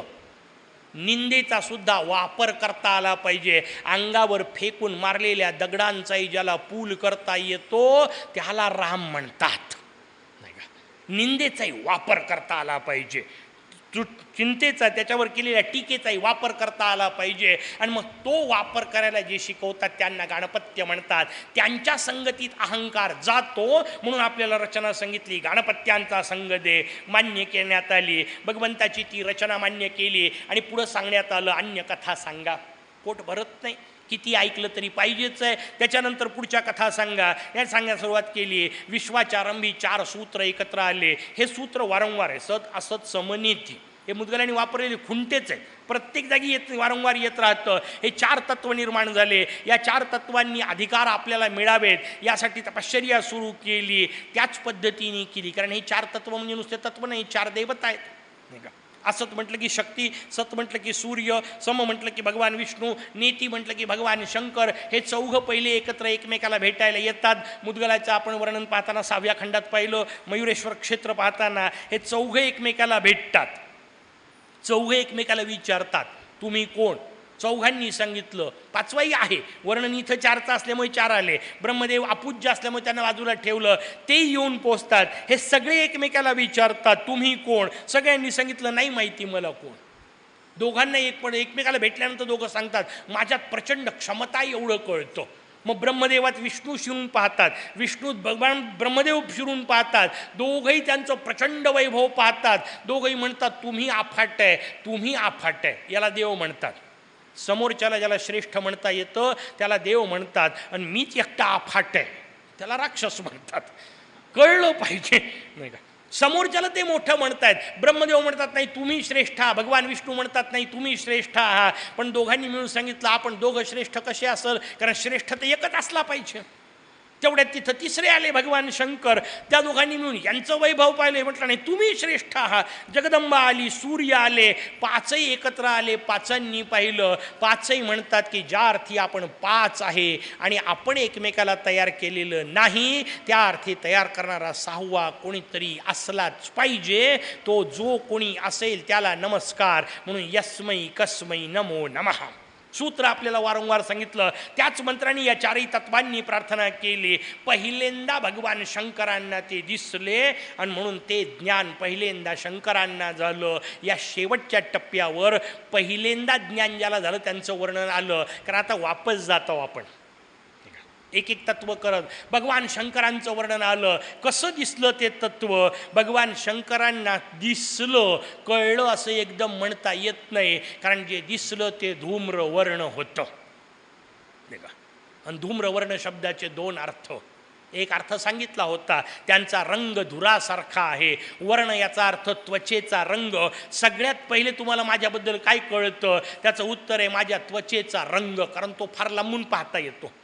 मग त्वचेचा सॉफ्टनेस वगैरे जवळ आल्यावर कळणारी गोष्ट आहे, त्याचा स्पर्श ही नंतर कळणारी गोष्ट आहे, आतमधले गुण सगळ्यात शेवटी कळणारी गोष्ट आहे. पण त्वचेचा रंग पहिले बसल्या बसल्या दिसू शकतो, कळू शकतो. त्याचा वर्ण म्हणजे रंगसुद्धा धुरकट आहे, याचा अर्थ त्याच्या पलीकडचं दिसत नाही. भगवंताच्या नुसत्या रंगाच्याही पलीकडचं दिसत नाही. गुण कधी कळायचे, ते गुण समजायचे असतील तर अवस्था कशी असते, त्याचं उत्तर आपल्याला त्या पुष्पदंतांनी देऊन ठेवलं शिवमहिम्न स्तोत्रामध्ये.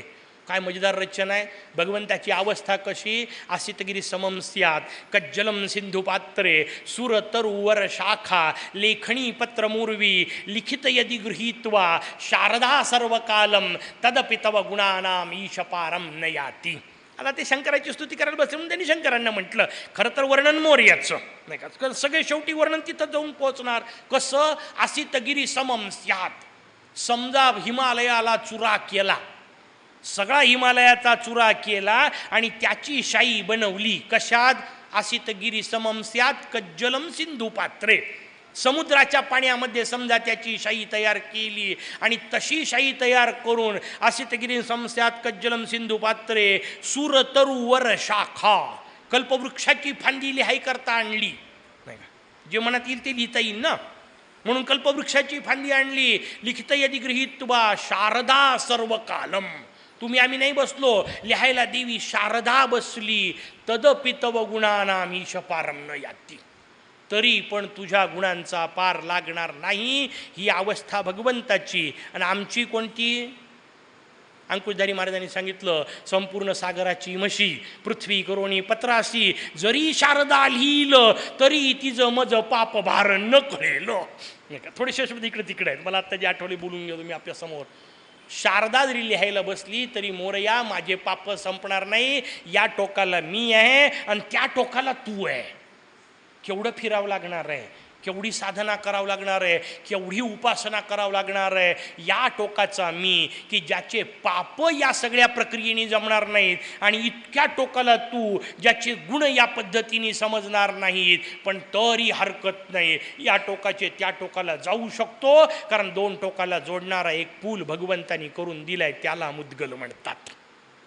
आहे, सोय आहे, फक्त चालायचं की नाही एवढीच पंचायत आहे. आपल्याला चालत जायची तयारी असेल तर पोचण्याचा मार्ग भगवान स्वतःच करून देतात. म्हणून धूम्रवर्ण निर्माण झाले. धूम्रवर्ण कळले कोणाला? भगवान शंकरांना. कारण कोणती गोष्ट कोणाला कळते? जो त्याच्यासारखा असतो त्याला.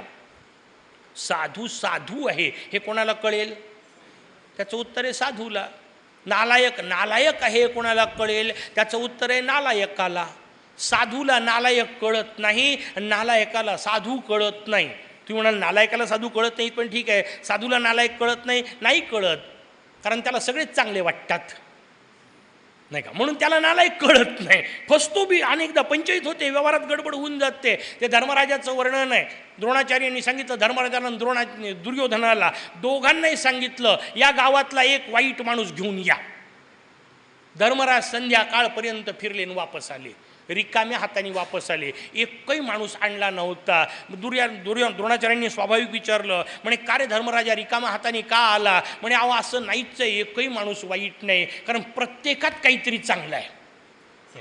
एक माणूस वाईट नाही, प्रत्येकात काहीतरी चांगलं आहे. मी ज्याच्याजवळ गेलो त्याच्याजवळ शिकण्यासारखं काहीतरी होतं. एकही माणूस वाईट नाही. धर्मराज वापस आले, पंचायत नव्हती. दुर्योधनही रिकामा वापस आला. द्रोणाचार्याने दुर्योधनाने विचारलं, म्हणे दुर्योधना तू का वापस आला? तो म्हणतो काय करणार आहे, कोणाला आणणार, सगळेच नालायक आहेत. याला एकही दिसत नाही, त्याला सगळेच दिसतात. या वाक्याचा अर्थ समजून घ्या. प्रॉब्लेम लोकांमध्ये नाही आहे, आपल्यातच आहे.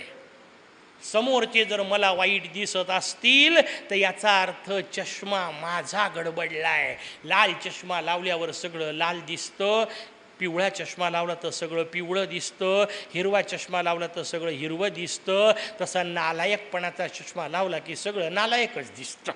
विकृतीचा चष्मा डोळ्यावर चढलेला असला की सगळीकडे विकृती दिसते, आणि सज्जनतेचा भाव डोळ्यावर जर आला तर सगळीकडे चांगलं दिसतं. जगात मुंगीत सुद्धा शिकण्यासारखं काहीतरी आहे, नाही आहे?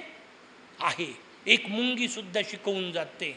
शमीच्या झाडाला अंगण करत बसलो होतो मी, तिथं आळं करत बसलो होतो, आणि नेमक्या खाली मुंग्या होत्या. एक चुकून मुंगी पायावर चढली, कडकडून चावली. मी आपला पाय झटकला, ती बिचारी मेली त्या कृतीने, कारण पायाचा झटकाही तिला सहन नाही झाला. मुंगी मेली. पण गंमत तुमच्या लक्षात आली का? त्याच्यानंतर 2 तास माझा पाय खाजत होता, दुखत होता, वेदना होती. एक मुंगी एवढूशी, माझ्या हिशोबात तिची शरीररचना 1,00,000 पट कमी, नाही का?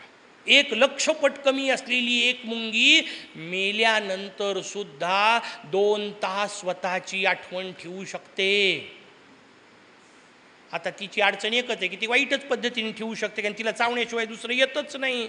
ती गेल्यानंतर तिची आठवण या जगामध्ये 2 तास राहते. हे जर मुंगी करू शकते तर मी गेल्यानंतर माझी काहीच आठवण राहावी की नाही? आणि केव्हा राहील? त्याचं उत्तर आहे काही चांगलं केलं तर राहील, नाही तर काय राहणार आहे. काही चांगलं करणे म्हणजे काय? मुद्गलाच्या संगतीत या, नक्की आठवण राहील. समजा उद्या चुकून गेलो तर निदान इतके तर हळहळतील की नाही, हो अचानक गेला बरा होता माणूस, एवढं वाटणे, याला तुम्ही सज्जनतेच्या मार्गावर असणे असं म्हणतात. नाही तर काय आला गेला पत्ता नाही, कुठं आला आणि कुठं गेला. असे तर हजारो जन्माला येत आहेत आणि हजारो मरतायत. साधा हिशोब आहे. माझ्या जाण्याने जगतातल्या काही लोकांना वाईट वाटणे हेच माझ्या चांगलेपणाचं निकष आहे. हा निकष स्वतःला समजून घेता आला पाहिजे. त्या निकषानुसार वागणे आपल्याला रचना सांगितली. भगवान शंकरांना कळलं का? कारण कोणती गोष्ट त्यांनाच कळते जे तसे असतात. भगवान शंकरही धूम्रवर्ण आहेत. तुम्हाला भगवान शंकर कुठे धूम्रवर्ण आहेत? त्याचं उत्तर आहे अख्ख्या अंगाला लावून नाही बसत का? चिता भस्मा लेपो. सगळ्या अंगाला चितेचं भस्म लावून बसतात. चितेच्या भस्माचाही रंग धुरकटच असतो. भगवान शंकरही वेगळ्या अर्थाने धूम्रवर्णच आहेत, नाही का? धुराचाच रंग आहे तो. भस्माचा लावलेला, विभूतीचा लावलेला रंग हा धुराचाच रंग आहे. भगवान शंकर अख्ख्या अंगाला विभूती लावून बसतात, तेही धूम्रवर्ण आहेत. फक्त अडचण एकच आहे, त्यांचं धूम्रवर्णत्व बाहेरून आलेलं आहे, मोर्याचं आतलं आहे, पण तरी त्यातल्या त्यात जवळ ते आहेत.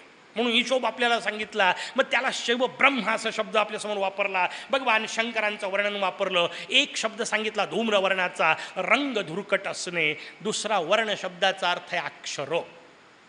वर्णमाला शिकलो ना आपण लहानपणी शाळेमध्ये. वर्ण म्हणजे अक्षर. गंमत अशी आहे, अक्षरांना स्वतःचे अर्थच नाही आहेत.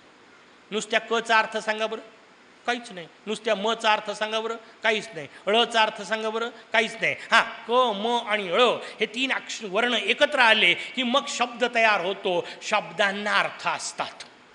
मग असे अर्थपूर्ण शब्द एकत्र येतात, त्याला वाक्य असं म्हणतात. लहानपणी शाळेत पाठ केलं ना, अर्थपूर्ण शब्दांच्या समुदायाला वाक्य असे म्हणतात.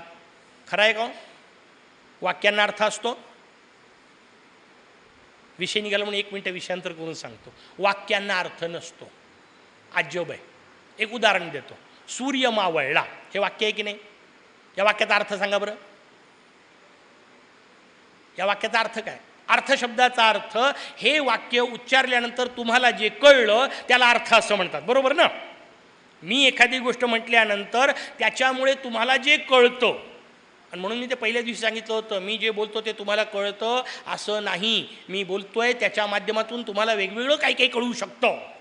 आणि म्हणून ते मध्ये जे सांगितलं होतं की मी जबाबदार आहे फक्त माझ्या बोलण्याला, तुमच्या कळण्याला नाही. कारण तुमचं कळणं हे तुमच्याचवर अवलंबून आहे, ते माझ्यावर अवलंबूनच नाही आहे. मोठी अजब रचना आहे. पण मजेदार गोष्ट समजून घ्या. सूर्य मावळला हे वाक्य मी वापरलं, अर्थ कळला. आपल्याला सध्या एवढाच अर्थ कळला की एक भौगोलिक प्रक्रिया झाली, संध्याकाळी सूर्य अस्ताचलाच्या पलीकडे गेला, एवढा अर्थ कळला. एवढाच अर्थ असतो का वाक्याचा? चला काही परिस्थिती तुम्हाला सांगतो, पा वाक्यांचे अर्थ. मुलं सगळे क्रीडांगणावर खेळत होते, त्यांना जोरात आई म्हणाली, अरे सूर्य मावळला. वाक्याचा अर्थ काय? किती मजेदार रचना आहे. पा मुलं खेळत होते क्रीडांगणावर, त्यांना आईने जोरात सांगितलं, अरे सूर्य मावळला. वाक्याचा अर्थ काय? घरी या. आता मला सांगा, सूर्य मावळला या वाक्याचा घरी या असा कुठं अर्थ आहे? पण पोरांना कळला की नाही? कळला. मुलं घरात बसले होते, त्यांना आईने सांगितलं, अरे सूर्य मावळला. वाक्याचा अर्थ उठ, हातपाय धू, देवाजवळ उभा राहा, संध्या कर, नाही काही तर निदान शुभं करोती म्हण, येत असेल तर. ते मोठी पंचायत आहे पुन्हा. हा अर्थ होता की नव्हता? कळला. नवीन नवीन लग्न झालेल्या एका मुलीला कोणीतरी तिच्या मैत्रिणीने सांगितलं, अगं सूर्य मावळला. तिच्या गालावर आलेली लाली भौगोलिक परिस्थितीत मोजणार का? तिला एक वेगळाच अर्थ कळला. गावाच्या बाहेर एक पडकं घर होतं, त्या घरामध्ये काही चोर दिवसभर झोपलेले होते. संध्याकाळी त्यांच्यातला एक उठला आणि बाकीच्यांना म्हणाला, अरे उठा सूर्य मावळला. वाक्याचा अर्थ, धंदे का टाइम हो गया है. आता मला सांगा, हे सूर्य मावळला या शब्दाचे अर्थ आहेत? नाही आहेत, पण तरी कळले की नाही? याचा अर्थ वाक्यांना अर्थ नसतात. मग विनाकारण एवढे दिवस शिकत बसलो, शब्द अर्थन शब्दन काय काय गोंधळ केलाय आपण. आम्ही शिक्षक लोक फार पंचायती करतो. आता तिथं सांगता येत नाही, इथं सांगून टाकतो, जाऊ द्या. फार गोंधळ केलेले आहे. कुठं शब्द शिकलो, कुठं अर्थ शिकलो. त्या दिवशी सांगितलं होतं शब्दही नाही शिकवले, आज सांगितलं अर्थही नाही शिकवले. केवढी पंचायत आहे. कारण अर्थ परिस्थितीवर असतो, अर्थ शब्दांना नसतो. मला सांगा, शब्दांना वाक्यांनाही अर्थ नसतो, शब्दांनाही नसतो, वर्णांना तर नसतोच नसतो. मग असे वर्ण दुर्कट नाहीत का? याचा अर्थ शब्दांच्या, वाक्यांच्या, ग्रंथांच्या, प्रवचनांच्या माध्यमातून ज्याला ओळखताच येत नाही त्याला धूम्रवर्ण म्हणतात. मग तुम्ही म्हणाले एवढे सगळे उद्योग करायचे कशाला? हे केवढी पंचायत आहे नाही का? हे जर याचा काहीच उपयोग नाही, हे एका बाजूला तुम्ही समजावून सांगताय आणि तरी तासन तास बोलताय. आमच्या पिताश्री महाराजांचा एक मजेदार किस्सा आठवला. आचार्य यात्रेंकडे ते बसले होते. ह्या सगळ्या मूर्ती जेव्हा बसवल्या ना, तेव्हा मराठ्यांनी फार सुंदर सुंदर कव्हरेज दिलं होतं. त्या काळामध्ये त्याच्या पूर्ण 8 कॉलमच्या बातम्या लागलेल्या होत्या. आचार्य यात्रेंच्या सभागृहात बसले आणि आचार्य यात्रेंसमोर असाच विषय निघाला व्याख्यानांवरून. आणि आचार्य यात्रेने एक मस्त वाक्य म्हटलं, म्हणे शास्त्रीजी लक्षात ठेवायचं 3 गोष्टी. म्हणे मी जे सांगतोय ते बरोबर आहे, चांगला व्याख्याता व्हायचा असेल तर पहिली गोष्ट म्हणे, मी जे सांगतोय ते बरोबर आहे, मी जे सांगतोय ते नवीन आहे आणि माझ्यासमोर बसलेले सगळे मूर्ख आहेत. आचार्यात्रीचा विषय मी नाही म्हणत आहे, काळजी करू नका. यांनी त्यांना सांगितलं म्हणे दोन गोष्टी ठीक आहे, मान्य करतो, मी जे सांगतोय ते नवीन आहे इथपर्यंत ठीक आहे, मी जे सांगतोय ते बरोबर आहे इथपर्यंत ठीक आहे, पण मला एक समजत नाही म्हणे माझ्यासमोर बसलेले सगळे मूर्ख आहेत. हे जर मला माहिती आहे तरी मी बोलतोय तर मी महामूर्ख नाही झालो का? केवढी पंचायत आहे. तसं हे सगळं वाचूनही काही उपयोग नाही, कारण याच्यातून मोर्या कळत नाही. तुम्ही म्हणाल मग या सगळ्याचा उपयोग काय? त्याचं उत्तर आहे, या सगळ्यातून कळत कसा नाही हे कळतं. नाही सोपं, पटकन कळण्यासारखं नाही आहे, कारण पटकन कळण्यासारखं सांगताच येत नाही, कारण कळलं तर कळलं नाही. कालच सांगितलं सगळं लंबईशम, ज्याला ज्याला कळलं त्याला काही कळलेलं नाही. मग काय करता येऊ शकतं? त्याचं उत्तर आहे, मोर्या कळत कसा नाही एवढं कळू शकतं.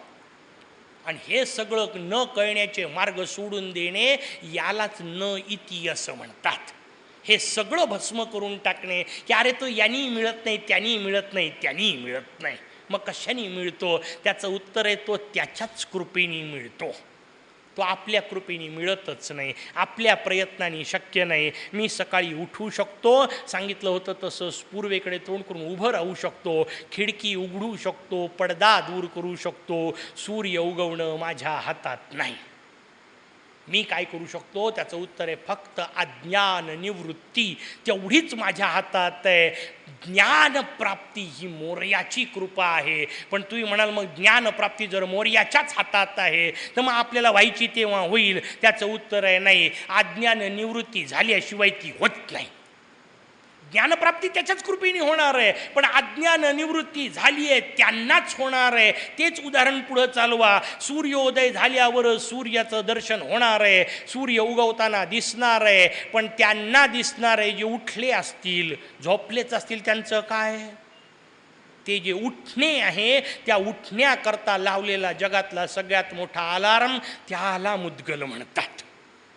ते तुम्हाला उठवतंय, मोर्याकडे तोंड करून उभं करतंय. मोर्याला वाटेल चल हरकत नाही, हा व्यवस्थित उठलाय, तोंड करून उभा आहे, नाही का? ते मोर्याला वाटलं पाहिजे, आपलं वाटणं नाही, त्याला वाटलं पाहिजे.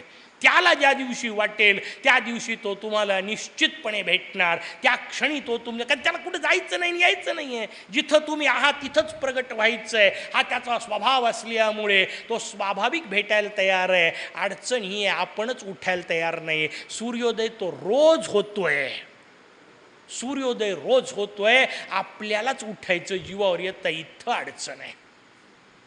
ती अडचण दूर करणे त्याला मुद्गल म्हटलं, कारण या सगळ्यातून फक्त पडदा दूर करता येतो. म्हणून धूम्र वर्ण स्वरूप आपल्याला मोर्याचं सांगितलं. मग तसाच कथाभाग पुढे यायचा, म्हणून नंदिनी प्रश्न विचारला. मग ते सगळे आता कथा आपल्याला तशा तयार पाठ झालेले आहेत. नंदिनी प्रश्न विचारला, भगवान तुम्ही का ध्यान करत बसलेले आहे? त्यातल्या त्यात तुम्ही स्वतःच्याच पोराचं ध्यान का करता? कारण आपल्याला सोडून द्या, नंदीलाही वाटतं भगवान गणेश हे शिवपुत्र आहेत, कारण त्यांनी अवतारच फक्त पाहिलेत. बरं, त्यांनी फक्त कैलासातलेच पाहिले, बाहेरचे कुठं पाहिले? कारण तो बाहेर जात नाही, त्याच्यामुळे त्याला बाहेरचं कळत नाही. नंदी तिथंच बसलेला आहे, त्यांनी फक्त अवतार पाहिले, शिवघरी झालेले. तो म्हणतो हा तर शंकराचा पोरगा आहे. मला सांगा, शंकरांच्या इतक्या जवळ असलेल्याचा भ्रम जात नाही. आपला जायला किती मुद्गल लागतील?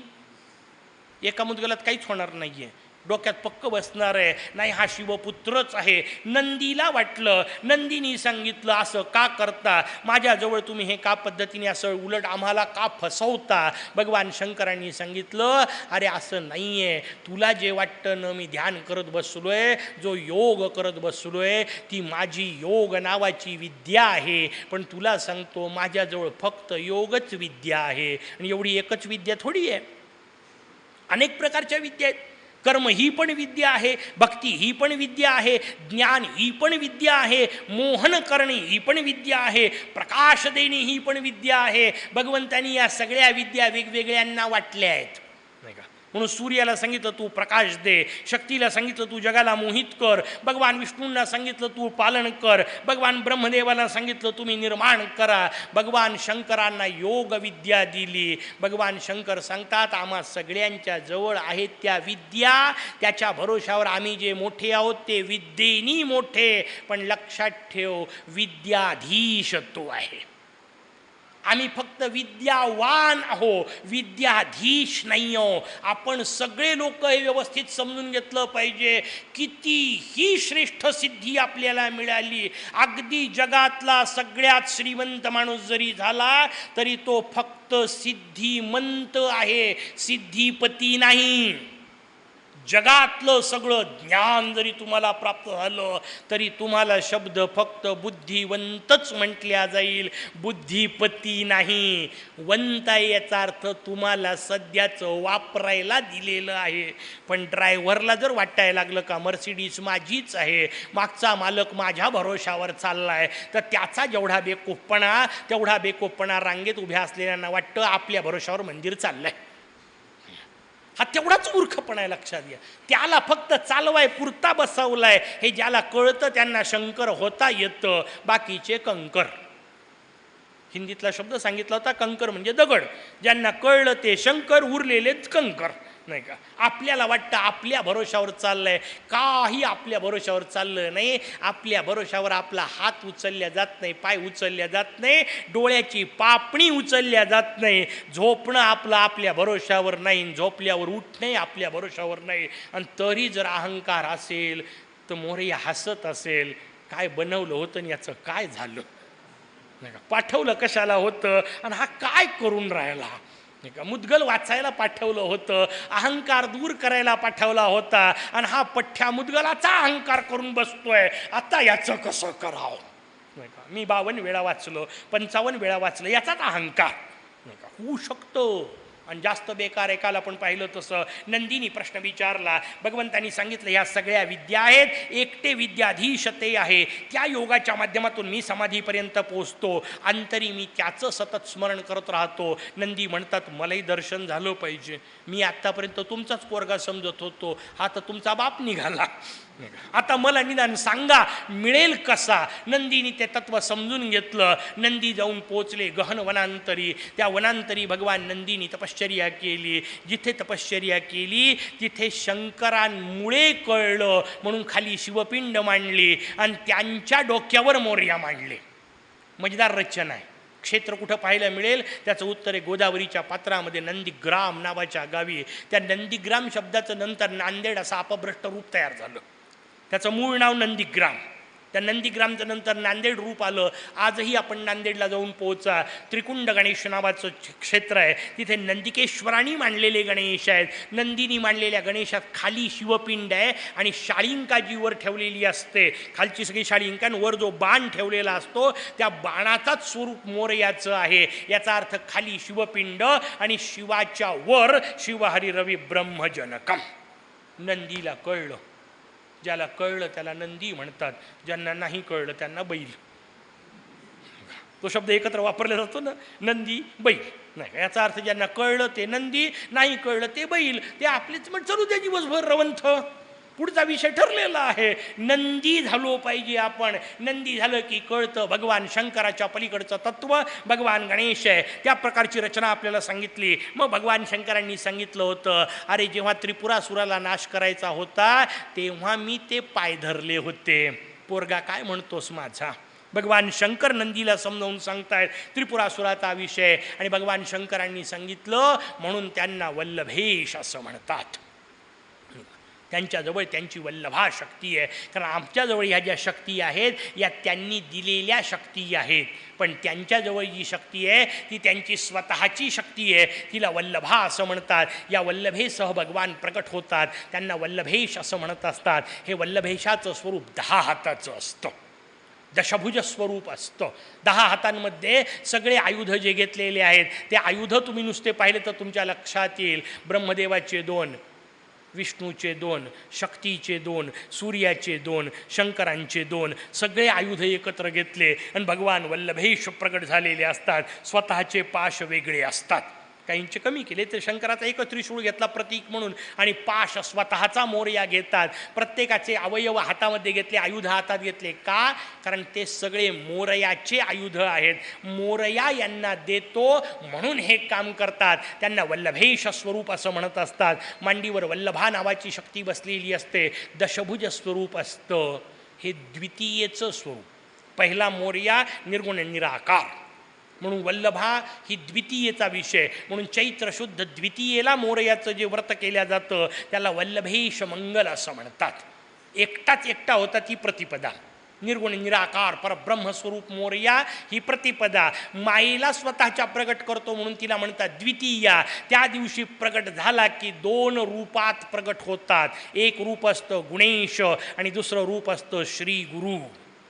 श्री गुरु रूपातलं अगदी अलीकडचं रूप तुम्हाला सांगतो. ज्यांनी असंख्यांना गुरुरूपात ठेवलं ते अलीकडचं नाव स्वामी समर्थ. अक्कलकोटचे स्वामी समर्थ श्री गुरु रूपातलं अगदी अलीकडचं नाव. आणि मला पुढचा हिशोब आपल्या मोरगावातला सांगायचा आहे. त्या स्वामी समर्थांनी स्वतःचं आत्मरूप म्हणून जी गणेश मूर्ती काढून दिली ती दशभुज सिद्धिविनायक वल्लभेश मंगलाची आहे. आपल्या मोरगावात असलेली मूर्ती किशोरजींच्या घरी असलेला अप्रतिम विग्रह आहे. तो विग्रह स्वामींनी स्वतःच्या मुखातून काढून दिला. आत्मलिंग म्हणून काढून दिला. वल्लभेशाचं स्वरूप काढून दिलं. का? कारण या पंचमहाभूतांपासून पंचेश्वरांपर्यंत सगळे माझ्या हातात आहेत म्हणून मला 10 हात. हे जी गुणेशाचं रचना आहे ती गुणेश रचना आपल्याला भगवान शंकर समजावून सांगतायत. वल्लभेशाची रचना सांगितली. पुढे बाणासुराची कथा आपल्या समोर येते. बलीचा पुत्र बाणासूर. त्या बाणासुराने नाना प्रकारची शिव उपासना केली. अतुलित बल प्राप्त केलं. त्याला 1000 हात प्राप्त झाले. जसा सहस्रार्जुन होता तसं बाणासुराचं वर्णन आहे. एवढी सगळी शक्ती भगवंताच्या कृपेने मिळाली. चांगल्या कामाला लावावं की नाही? भगवंतानी स्मरणशक्ती दिली त्याचा उपयोग मुद्गलाच्या कथा लक्षात ठेवण्यासाठी कराव्यात. भगवंतानी हात दिले त्याचा उपयोग त्याची पूजा करण्यासाठी करावा. भगवंतानी वाणी दिली त्याचा उपयोग त्याचं नाव घेण्यासाठी करावं. हे ज्याला कळत नाही त्याला बाणासूर म्हणतात. 1000 हात दिले, सगळ्या ताकदी दिल्या, वाईटच कामाला वापरल्या. एक मोर्याकडे वापरल तर शपथ. मग मध्ये मध्ये मोर्या काढून घेतो तरी समजत नाही. उरलेल्या पुन्हा आपल्याच वाटतात. किती मजेदार रचना असते. एखादी शक्ती मोर्यानी काढून घेतल्याबरोबर कळलं पाहिजे त्याच्या आहेत, आपल्या नाही. उरलेल्या निदान त्याच्या कामाला वापराव्यात. आपण उरलेल्या आपल्या समजून रचना करतो म्हणून पुढची गडबड होते. रचना बाणासुराची सांगितली. 1000 हात. पुन्हा यांनी तपश्चर्या केली. पुन्हा भगवान शंकर प्रसन्न झाले, प्रगट झाले. म्हणे आता काय? म्हणे काय उपयोग? तुम्ही एवढे 1000 हात मला दिले, या हातांनी मी युद्ध करावं असंच मला कोणी भेटत नाही. काय अहंकार विचित्र. भगवंतांनी दिलेल्याचा वापर उलटा करण्याकरता भगवंतालाच म्हणे भगवान संतापले. म्हणे अहंकाराने युक्त झालाय तुला वासुदेव तुझे हे सगळे हात नष्ट करतील. पुढे भगवान वासुदेव रूपामध्ये आले. भगवान श्रीकृष्ण रूपामध्ये. श्रीकृष्णांच्या पोटी कामदेव निर्माण झाला. प्रद्युम्नाच्या रूपामध्ये त्याच्या पोटी जन्माला आणि अनिरुद्ध नावाचा या बाणासुराला उषा नावाची मुलगी झाली. त्या उषेचं मन बसलं त्या अनिरुद्धावर. तिने आपल्या मैत्रिणीच्या माध्यमातून रात्रीतून त्याला पळवून आणलं. आपला नातू पळवला म्हणून कृष्णाने या बाणासुरावर आक्रमण केलं. भगवान कृष्ण आक्रमण करून येत आहेत म्हटल्यानंतर बाणासुराने शंकराची प्रार्थना केली. भगवान शंकर तिकडून लढाईला आल्यात. बाणासुर राहिला असताना बाजूला. भगवान कृष्ण म्हणतात आपल्या दोघांची थोडी लढाई करायची आहे. भगवान कृष्णाने अद्भुत प्रकार केला. त्यांनी जृंभास्त्र नावाचं अस्त्र सोडलं असं म्हणतात. जांभाया यायला लागल्या. भगवान शंकर बसल्या बसल्या जांभाया देत देत डुलाय लागले. असे जे जे डुलतात त्यांच्यावर भगवान कृष्णाने सोडलेलं जृंभास्त्र. आपला काही विषय नाही. भगवान कृष्णाने जृंभास्त्र सोडलं. भगवान शंकर बसल्या जागी डोलतायत. भगवान शंकर राहिले बाजूला. भगवान कृष्णाने आपलं सुदर्शन चक्र सोडलं. याचे 998 हात कापल्या गेले. 2 शिल्लक राहिले. चक्र वापस आलं. आश्चर्य वाटलं कृष्णाला. भगवान श्रीकृष्ण म्हणतात काय नेमकं घडलं? आकाशवाणी झाली. युद्धाच्या पूर्वी भगवान शंकरांनी त्याला गणेश कवच दिलेलं आहे. त्याचे मूळ हात जे आहेत ते कवचाने रक्षित आहेत. आता ते नष्ट होणार नाहीत. त्याचे वरदानाने मिळाले. भगवंतानी वरदानाने काढून घेतले. वरदानाचे हात गेले, तू आता बाणासुराला सोडून दे. कृष्णाने बाणासुराला सोडून दिलं. बाणासुरालाही लक्षात आलं आपल्या भरोशावर काही चालत नव्हतं. हे सगळे हात भगवंताचे होते, ते त्यांनी काढून घेतले. बाणासूर पुन्हा जागेवर आला, मोरयाची उपासना करू लागला. भगवान कृष्णांचाही पुढचा विषय झाला. त्या गणासुराने गणेशाची उपासना केली आणि पुढे तो या देहानीच शिवगण झाला असं वर्णन आहे. जडदेहानी शिवगण झाला आणि जेव्हा शिवलोक नष्ट होईल तेव्हा तू स्वानंदात येऊन पोचेल असा त्याला मजेदार आशीर्वाद मिळाला. अशा पद्धतीची बाणासुराची कथा आपल्याला सांगितली. त्या बाणासुराने नंतर पुढे लाल वृक्षाच्या फुलांनी म्हणजे लाल फुलांनी वृक्षाच्या रक्तपुष्पांनी मोरयाचं आराधन केलं. स्वाभाविक प्रश्न शौनकांनी विचारला, मोरयाला एवढा लाल रंग प्रिय का? पण आपले श्रोते एवढे तयारीचे की त्यांनी शौनकांच्या आधीच प्रश्न विचारला, म्हणून उत्तर आपण आधीच दिलेलं आहे. लाल रंग मोरयाला एवढा का? तो जो प्रिय सांगितला त्याचं कारण आपल्याला इथं समजून घ्यायचं. मग ती पुराणांची पद्धत असते. सगळ्या रंगांनी तपश्चर्या केल्या होत्या आणि त्याच्यात त्यांना सगळ्यांना आशीर्वाद दिले. लाल रंगाने पुन्हा जास्त तपश्चर्या केली, त्यानंतर मोरयाला तो प्रिय झाला. ही पुराणांची सांगणं. आणि लालपाशी येऊन थांबायचं असतं, हा त्याचा गूढार्थ जो आपण उलगडून सांगितला होता. माझा मोरया लाल आहे कारण आता इथून पुढं कुठं जायचं नाहीये, थांबायची जागा आहे, समाप्ती आहे, संपला विषय. आता मिळवण्यासारखं काही उरलं नाही, कारण मिळवण्याचं जे काय होतं ते अंतिम टोक मोरयाचे चरण. संपला.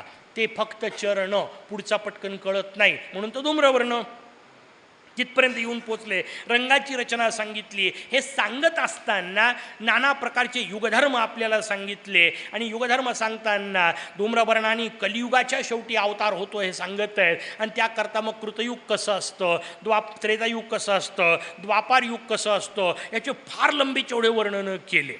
वाचून काढा मूळ मुद्गल, सगळंच कसं सांगणार आहे.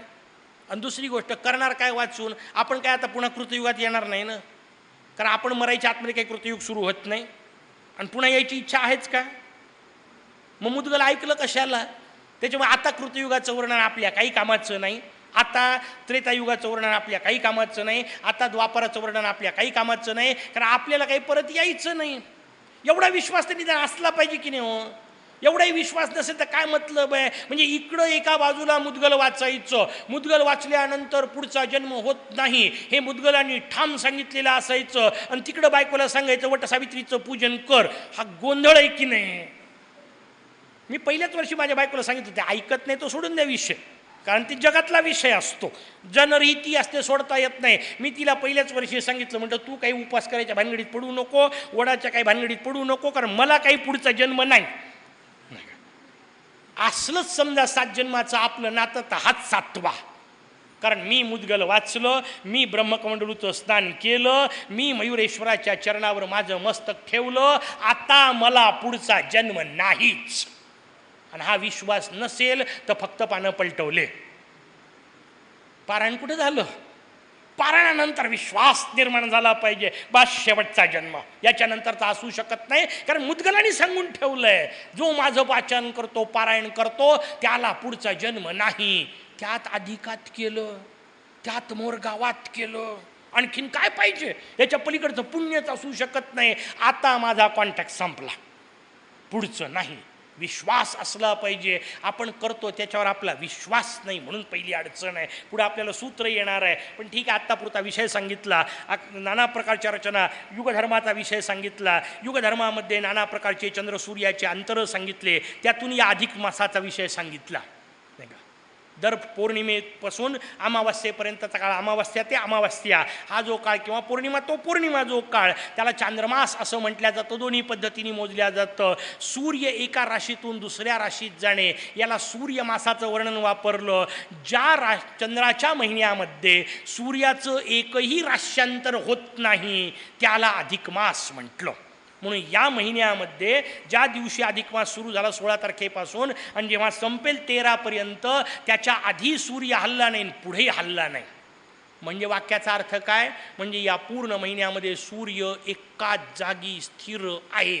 वाक्याचा अर्थ, सूर्याचा संबंध आपण पाहिला ज्ञानाशी, आणि म्हणून ज्याचं ज्ञान स्थिर झालं त्याला अधिक मास म्हणतात.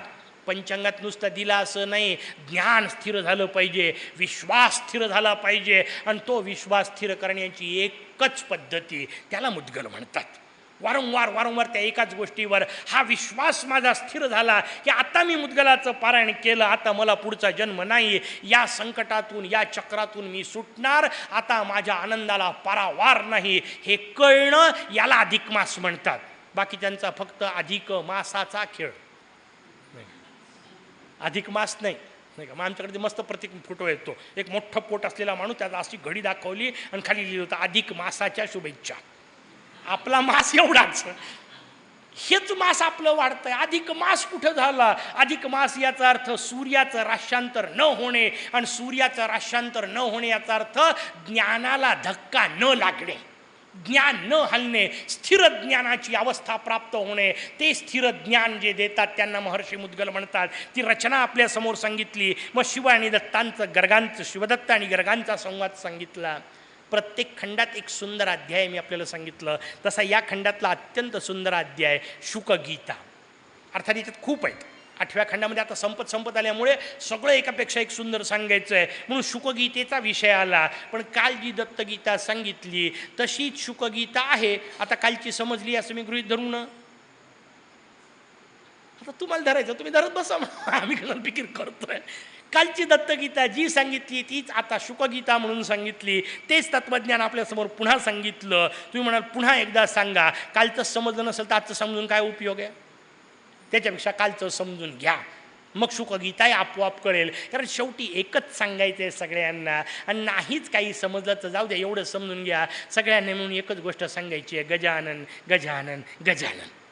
जाऊ दे ना, कुठं दत्तगीता पूर्ण पाठ करत बसणार आहे, कुठं शुकगीता सगळी समजून घेत बसणार आहे. कारण शेवटी सगळ्यातून एवढंच निघणार आहे, तर मग सोडून द्या ना बाकीचं सगळं. गजानन गजानन गजानन, काही गरज नाही बाकीचं सगळं समजून घ्यायची. आपल्याला निचोड मिळाला, कसं बनवलं, करायचं काय, खाऊन मोकळे व्हा. मगाची आंब्याची पद्धत सांगितली, तेवढं पुरेसं आहे.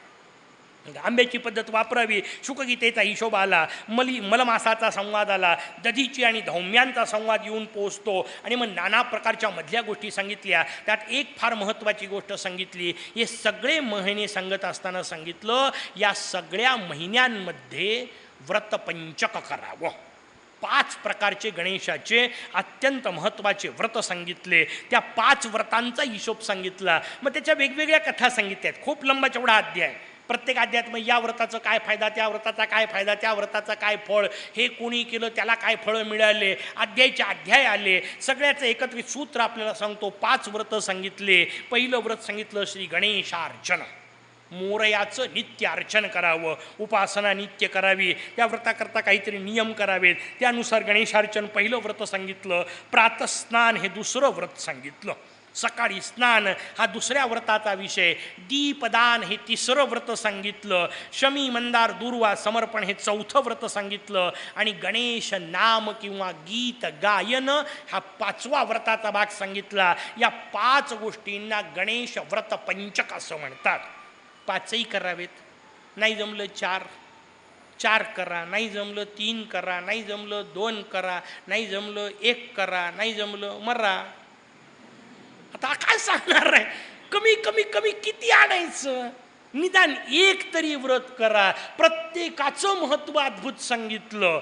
आणि किती मोठं शमी मंदार महिनाभर वाहिले, एवढं फळ त्याला मिळालं. रस्त्यात राक्षस आले, त्यांनी याला पकडलं. ब्रह्मसंबंध आलं, त्यांनी पकडलं. म्हणे तू मला पुण्य दे. याने सांगितलं सगळ्या महिन्याच्या पुण्याची गरज नाही, 1 दिवस वाहिलेल्या शमीच्या एका पानाचं पुण्य वाहतो तुला. ते पुण्य दिलं आणि ते ब्रह्मराक्षस धरून गेला. एक गणेश नामाचं पुण्य देतो, तुझा उद्धार होईल. कथा येते, एक नाम ऐकलं 10 राक्षस उद्धारल्याचा उल्लेख आहे. अख्खं मुद्गल ऐकल्यानंतर जर आपण उद्धारणार नसू तर केवढं गडबड आहे हो.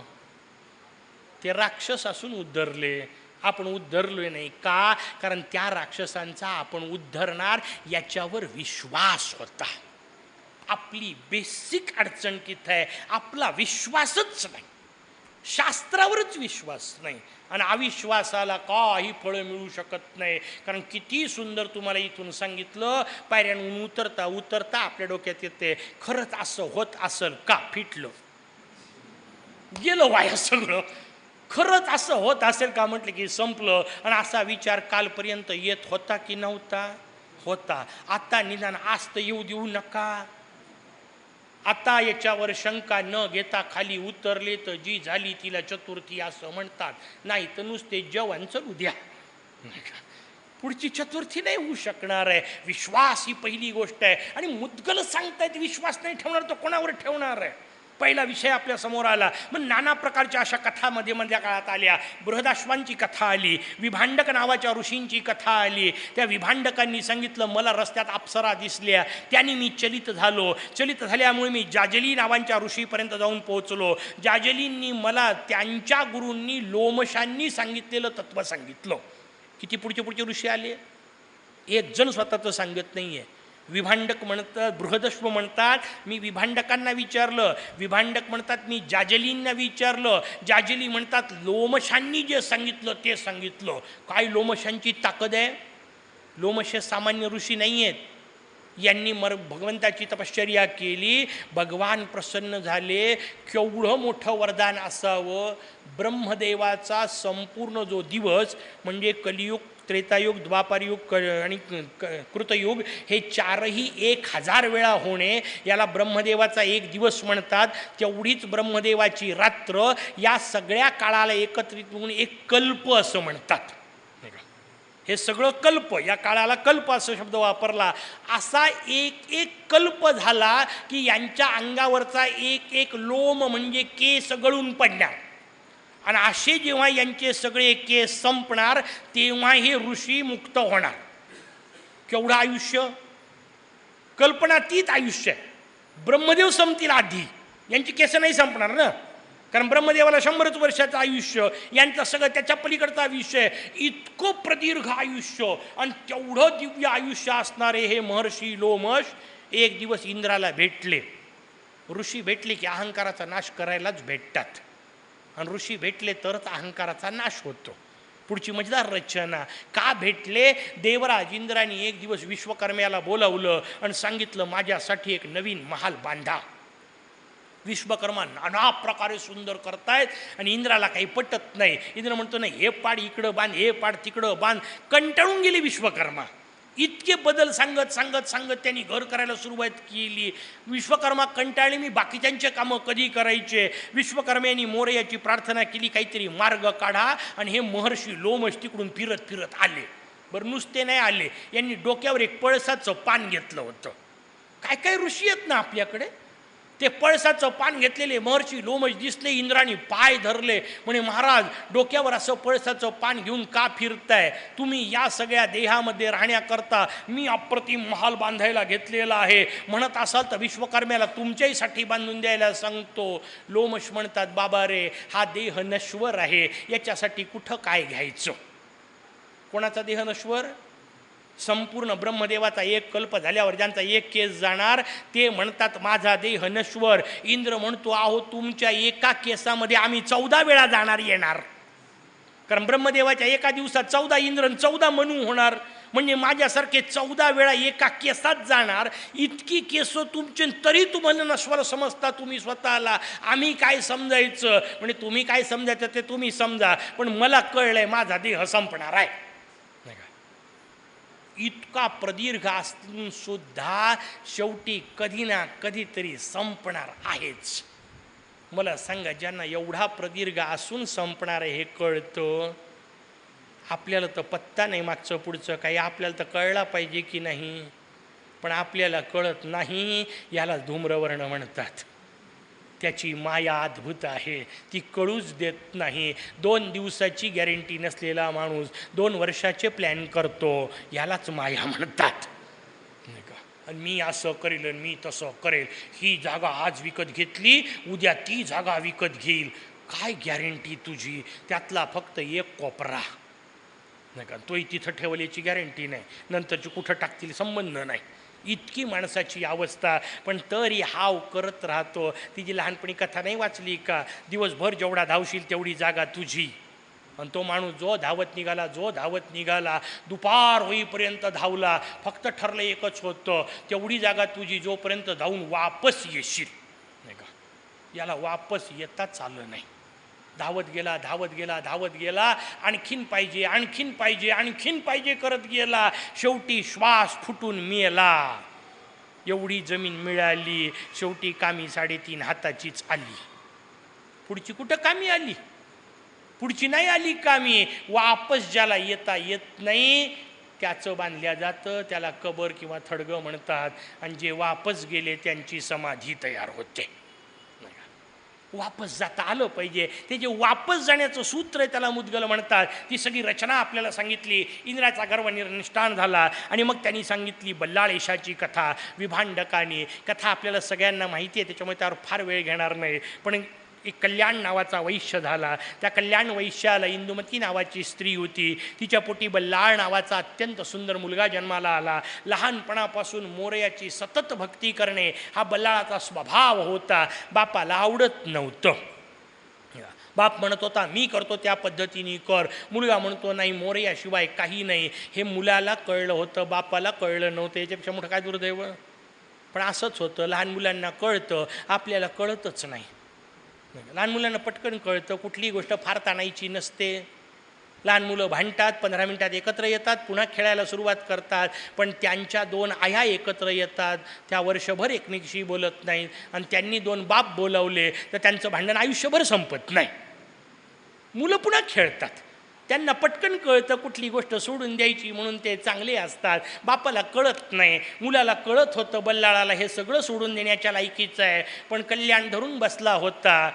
नाव जरी कल्याण असलं तरी हे धरून बसल्यावर होत नसतं, हे त्याला कळलंच नव्हतं.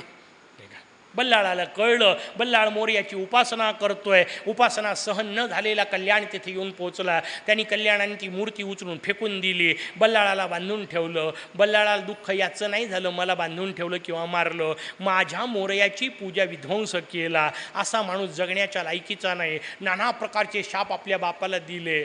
ताबडतोब तो तिकडं कुष्ठरोगी वगैरे झाला. आई येऊन पोचली. आईने हात जोडून विनंती केली. आई असल्यामुळे तिला पाया पडता येत नव्हतं, नाईलाज होता. तिने हात जोडून विनंती केली, बापाची अवस्था फार वाईट झाली आहे, चल घरी. बल्लाळाने सांगितलं वाक्य भक्तीचं सूत्र आहे. बल्लाळ म्हणतो जो बाप माझ्या मोरयाच्या उपासनेच्या मध्ये येतो तो माझा बाप नाही. हे सूत्र जगातल्या प्रत्येक गोष्टीला ज्याला लावता येईल त्याला बल्लाळेश्वर मिळत असतात. सगळ्या गोष्टी असाव्यात, पण त्या गोष्टी जर माझ्या उपासनेच्या मध्ये येत असतील तर त्या फेकून देण्याच्या लायकीच्या असतात. हे ज्याला कळतं त्याला जो मिळतो त्याला बल्लाळेश्वर म्हणतात. आणि त्याची कृपा करून देण्याचा जो मार्ग आहे त्याला चतुर्थी म्हणतात. त्यासाठी तुम्हा सगळ्यांना शुभेच्छा देऊन थांबतो. जय गजानन.